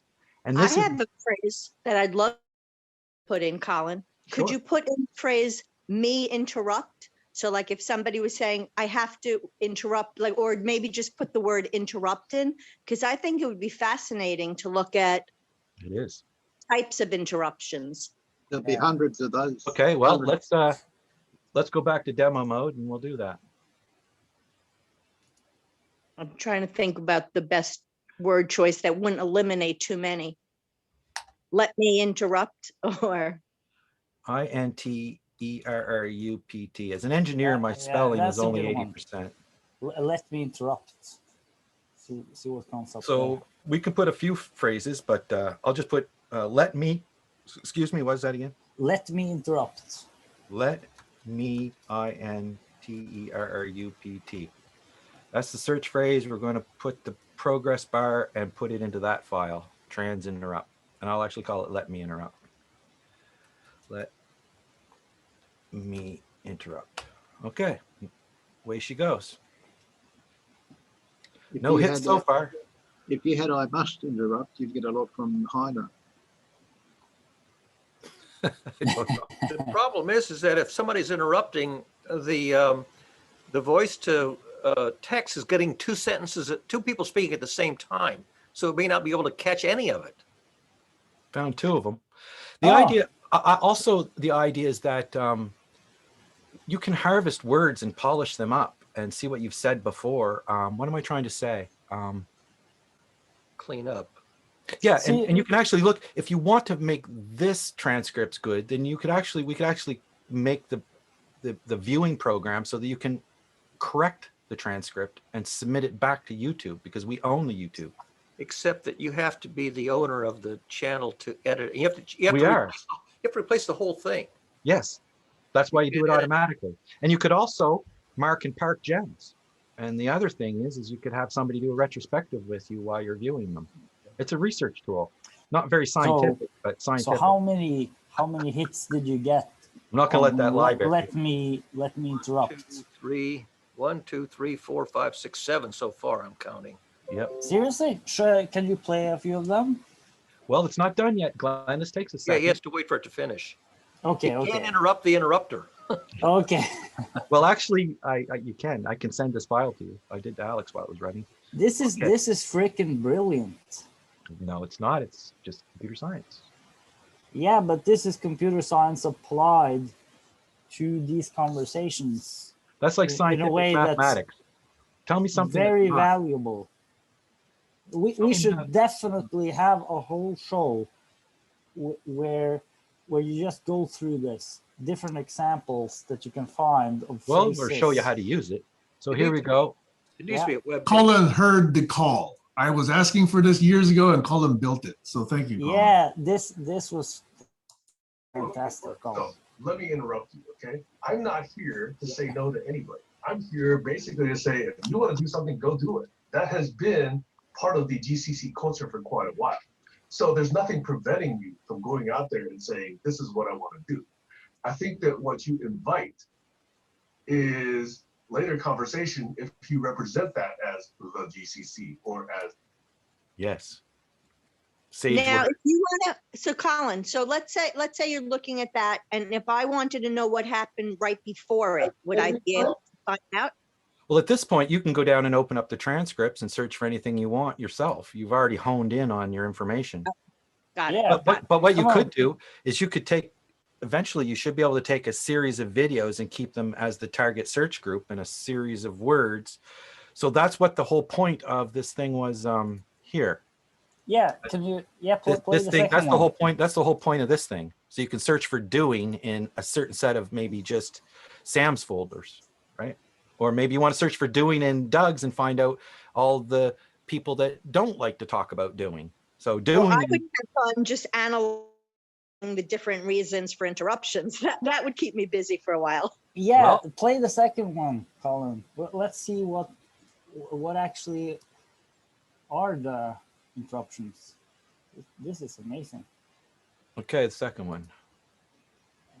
Would let me interrupt? No, that's Every time?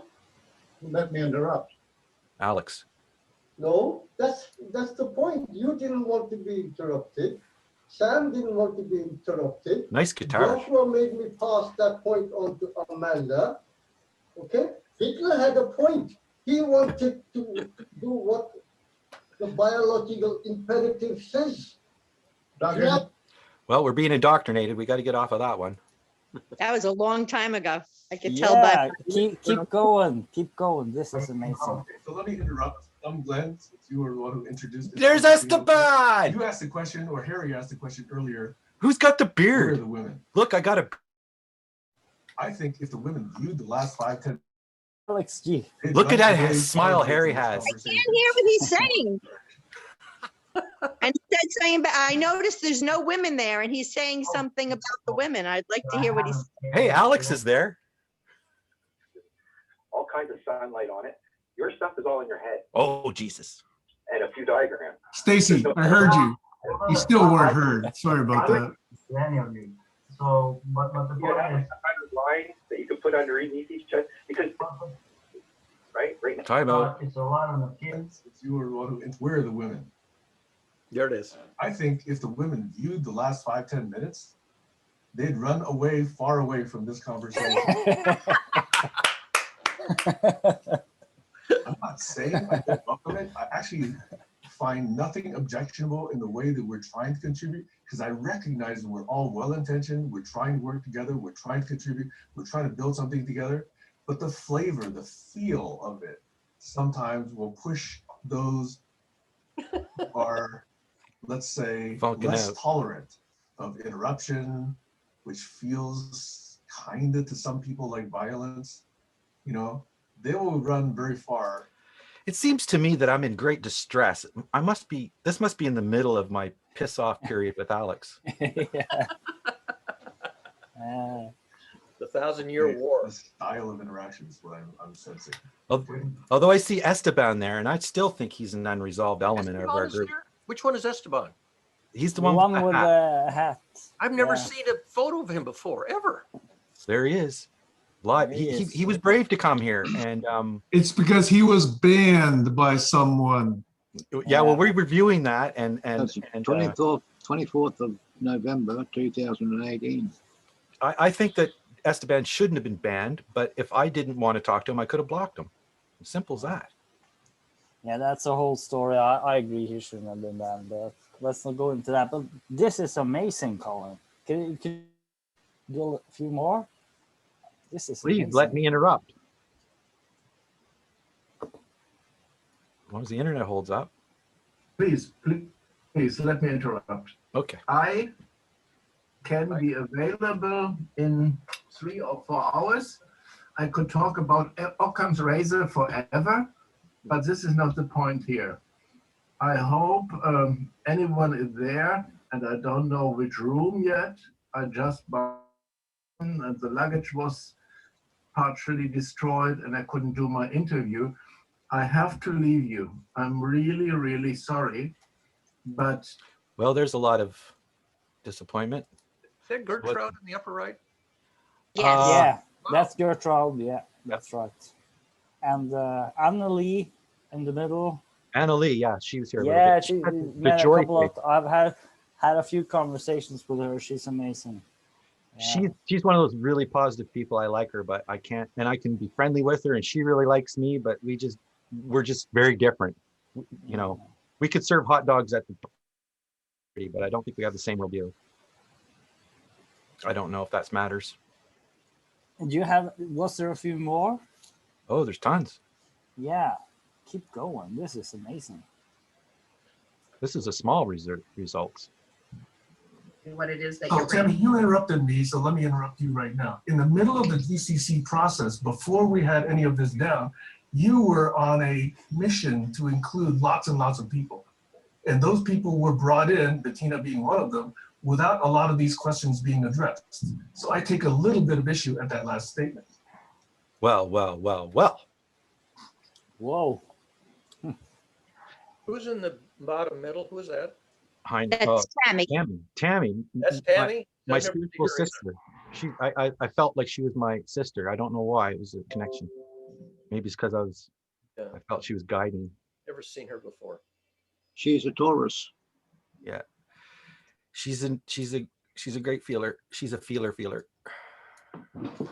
She was one of the main people to get this started, actually. You know, a lot of Actually, Alex helped me fix a bug in the program. So the video is now in chronological order, and you can see we're going backwards in time. Yeah. That's Aaron Puttamore. I don't think I was here at the group at this point in time. This is 2017. Oh, that's Aaron underneath, Doug? Yeah, that's Aaron. That's Aaron. I'm on Yeah. a small phone, so it's hard to say, but That's okay. Aaron. Yeah. He's a pretty cool cat. I like him. And the woman in Yeah. the left-hand corner, who's that? Is that Anna? That is Helena Finidori, who hasn't been here many times, but she was there. So I think she had a kind of a presentation about systems thinking, and she's a really smart. Yes, I've smart seen her. person. That language lady, the upper left. Met her. She's here in Boston. Interesting. I had a 3-hour coffee with her one day. Cool. It's a small world. If we could just stick to our priorities, I think we'd be And fine. some of them got married. So there you go, folks. That's, Whoa, Colin. version 0.6. Colin, this is so freaking amazing. I don't even have words for it. This is just astonishing. Well, the sad part is you could have done this all along with the tools that SAMS provide. Just But not the as point, the good thing is we've kept the conversations going, and that means that the more material we have, when we can use this, experience. this has amazing potential for doing all kinds of things.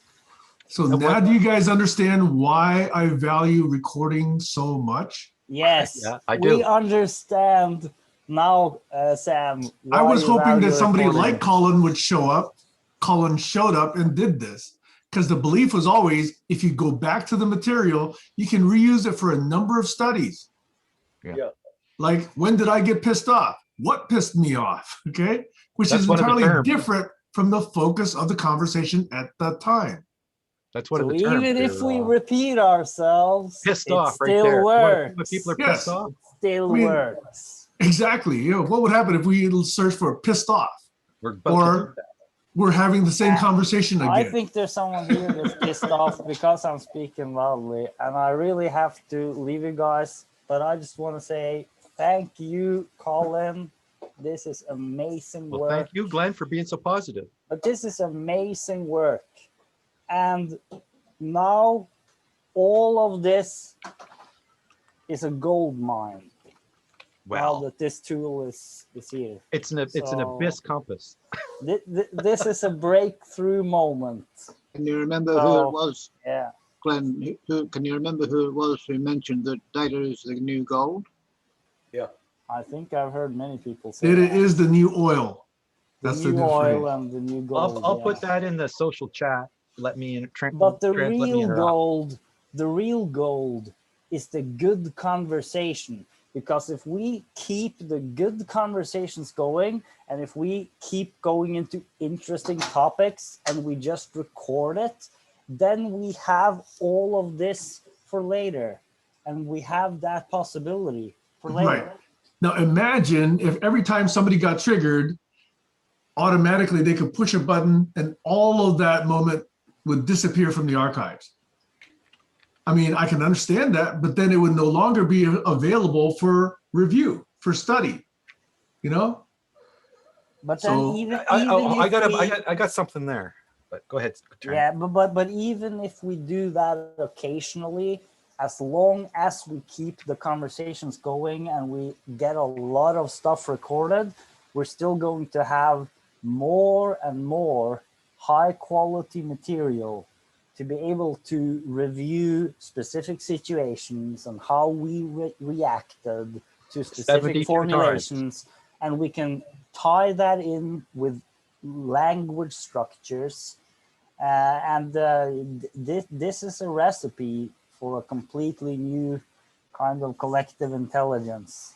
So this is an not amazing completely moment. new. Doug was trying to do this 60 years ago. Okay. And Yeah, wow. we're not yet able to catch up with Doug.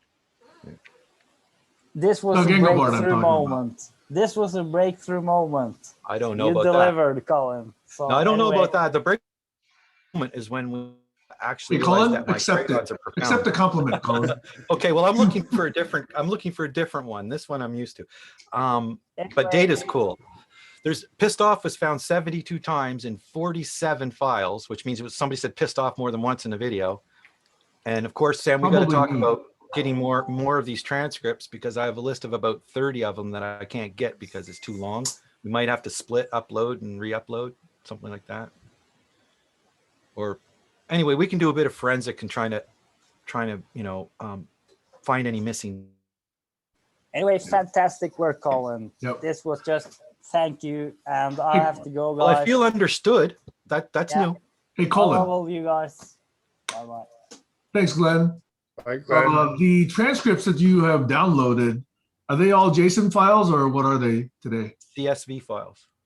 CSV. Okay, so you got one line per utterance or one line per session or what? Let me screen share there. Because if you would send that to me, I could actually start playing around with it myself.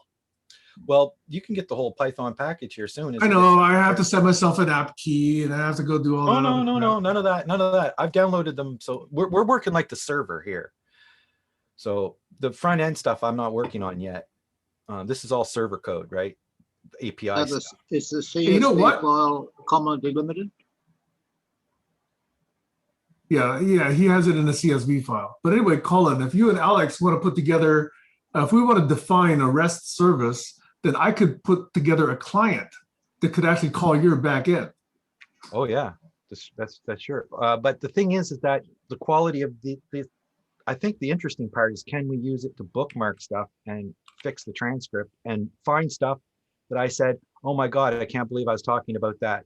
I should have stayed doing that. How did I get distracted? Or, get back to focus. Exactly. There's a lot you can do once you got this data. So I got to reopen editor with, this is a problem. Okay, so that's what the file looks like. All of them that come from YouTube, or I think it's a Python thing. And I save it. I don't know. You have to read the code. But the thing is that if you're looking for like lots of friends, that won't work unless you're in the YouTube tool searching. If you try to search for lots of friends in a file, it'll go lots of comma, space, comma. Yeah. So Hey, I've I can made fix it, that stuff. No, I've already made it so that you can search over multiple lines. Okay. I had to build an index and, and that's what I'm meaning. Like the first time it goes through and it'll just see if there's any matches without making any copies, blazing fast search. Then if there's any copies, if there's any matches, then I'll go through and I'll build the matches if you want to. If you just want the count, it'll just give you a file listing and how many times that file was found, right? And you could just go to that file, open up the YouTube transcript and search for yourself. Yep. So yeah, so it's not. So it looks like the yellow number is the time tag. Yes. And the what's the green number? I'm almost thinking that's an approximate duration. Except it's not 69.1 plus 6.83 No, they is not overlap. 71.59. I think they overlap because humans. Huh? Well, a computer would want it discrete, but for humans, it's more soft if you put overlap. Or is it some kind of I don't know. metric on the length of the utterance, like numbers of words or something? It's a sentiment analysis that Google keeps secret from us. I don't know. But yeah, you're right. I did add them up and they don't add up. So I'm thinking it's an approximation of a duration for some reason of when you click on the thing. It's probably an optimization for the YouTube tool. I don't know. Yeah. But I'm guessing, and I say I'm not confident. My confidence level with that statement is about 30. So not very high. Yeah. Anyway, your demo, your walkthrough is now on video. It's recorded. And nobody called me a spy, except for me. All right, call on your spy. I was I'm looking. surprised, I'm surprised you put it up on the screen while I was in the setting. Alex, I have no problem with you, as long as you have no problem with me. I was looking at one of the video transcripts, and I searched the word belief, beliefs, believe, believing, and believed, and there was like 186 hits in one file. It was crazy. Yeah, I didn't think of that. I didn't think of that. Looking for that one. How do you refine the search? But it's interesting. Sorry, go ahead, Alex. Overwhelming. If it's overwhelming number of hits when you search for a word, how do you refine that search? Indeed, science. So what was I going to say? Oh, when you hear people talking now, you think, oh, that's a phrase they say all the time. And as soon as they say that, am I still sharing? No. As soon as they say that, it usually means, so you go search for that and look for when that person is having their emotional, because, your consciousness and your word style that is not rehearsed is more natural for searching this stuff, as Sam said. If I went and edited this, I'd probably take a bunch of words out and change the sentence and say, well, why don't you just delete all that and maybe I'll just use these 5 words. And I find that a lot more effective for me to actually be able to edit what I say. And anybody that reads my dictations on chat would not know that because it's dangerous to dictate on chat. But anyway, you might get any series of letters together. And also, if you read through the transcript, some of the stuff in there will make you buckle over laughing of the typos, because it has nothing to do with reality. And sometimes it's some nasty words that nobody said. So anyway, yeah, it's I run my show comedy act. I think I'll call it Buckle Up or Buckle Over. Well, it's just a tool to search through, but I hope it helps us focus on importance and also, well, different things for different people. But we do use colloquial terms, and I need to enunciate better because half of what I say is not correct in the transcripts, and that's not intentional. But yeah, I don't speak clearly enough. I noticed a lot of other people don't seem to have that same problem, even though they speak quicker. So it's enunciation.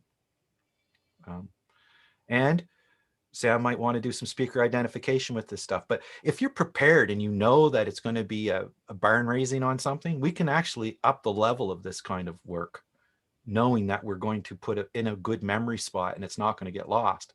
Right now, we're just going to old fishing holes because everything's been lost. There is a point you made about pronunciation that makes me remember the technique used to ensure that each word you pronounce and say on the screen is coming across so that others can decipher it clearly. Like that. Over. Sam, is this a continuous recording? Because we're coming up close to 4 hours. Yep. We should wrap it up at least in the next 10 minutes, if not sooner. Nice work, Alex and Colin. Yeah, and if you want to help, anybody wants to help up the quality, and Sam specifically to help any missing transcripts, and it doesn't have to be done in a week, but it'd be nice if we had a really nice something for the 4-year anniversary. Well, let me know what transcripts you are missing, and maybe we can start focusing on those. There's 2 programs right now. No, I'm not going to remember. No, there's one program. There's two programs, and this one is the search program that's meant to be like the API. The other program does all the downloading, building the databases, and updating. And it spits out a log file with all the missing ones, and it'll try them every time. So if we fix it and it's still the same video number, it'll download it. But anyway, it's all duct tape and it'll be good fodder to make the Dictopedia with. It needs to be a public webpage. Yeah, and concordance is another thing that we're looking at. So Right.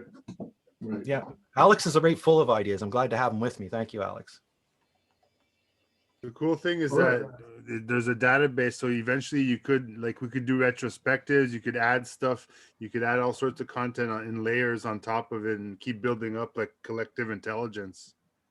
Yeah, I have a database in SQLite right now for that purpose. I think Sam saw a screen capture of it, but really I'm not using it other than keeping it up to date.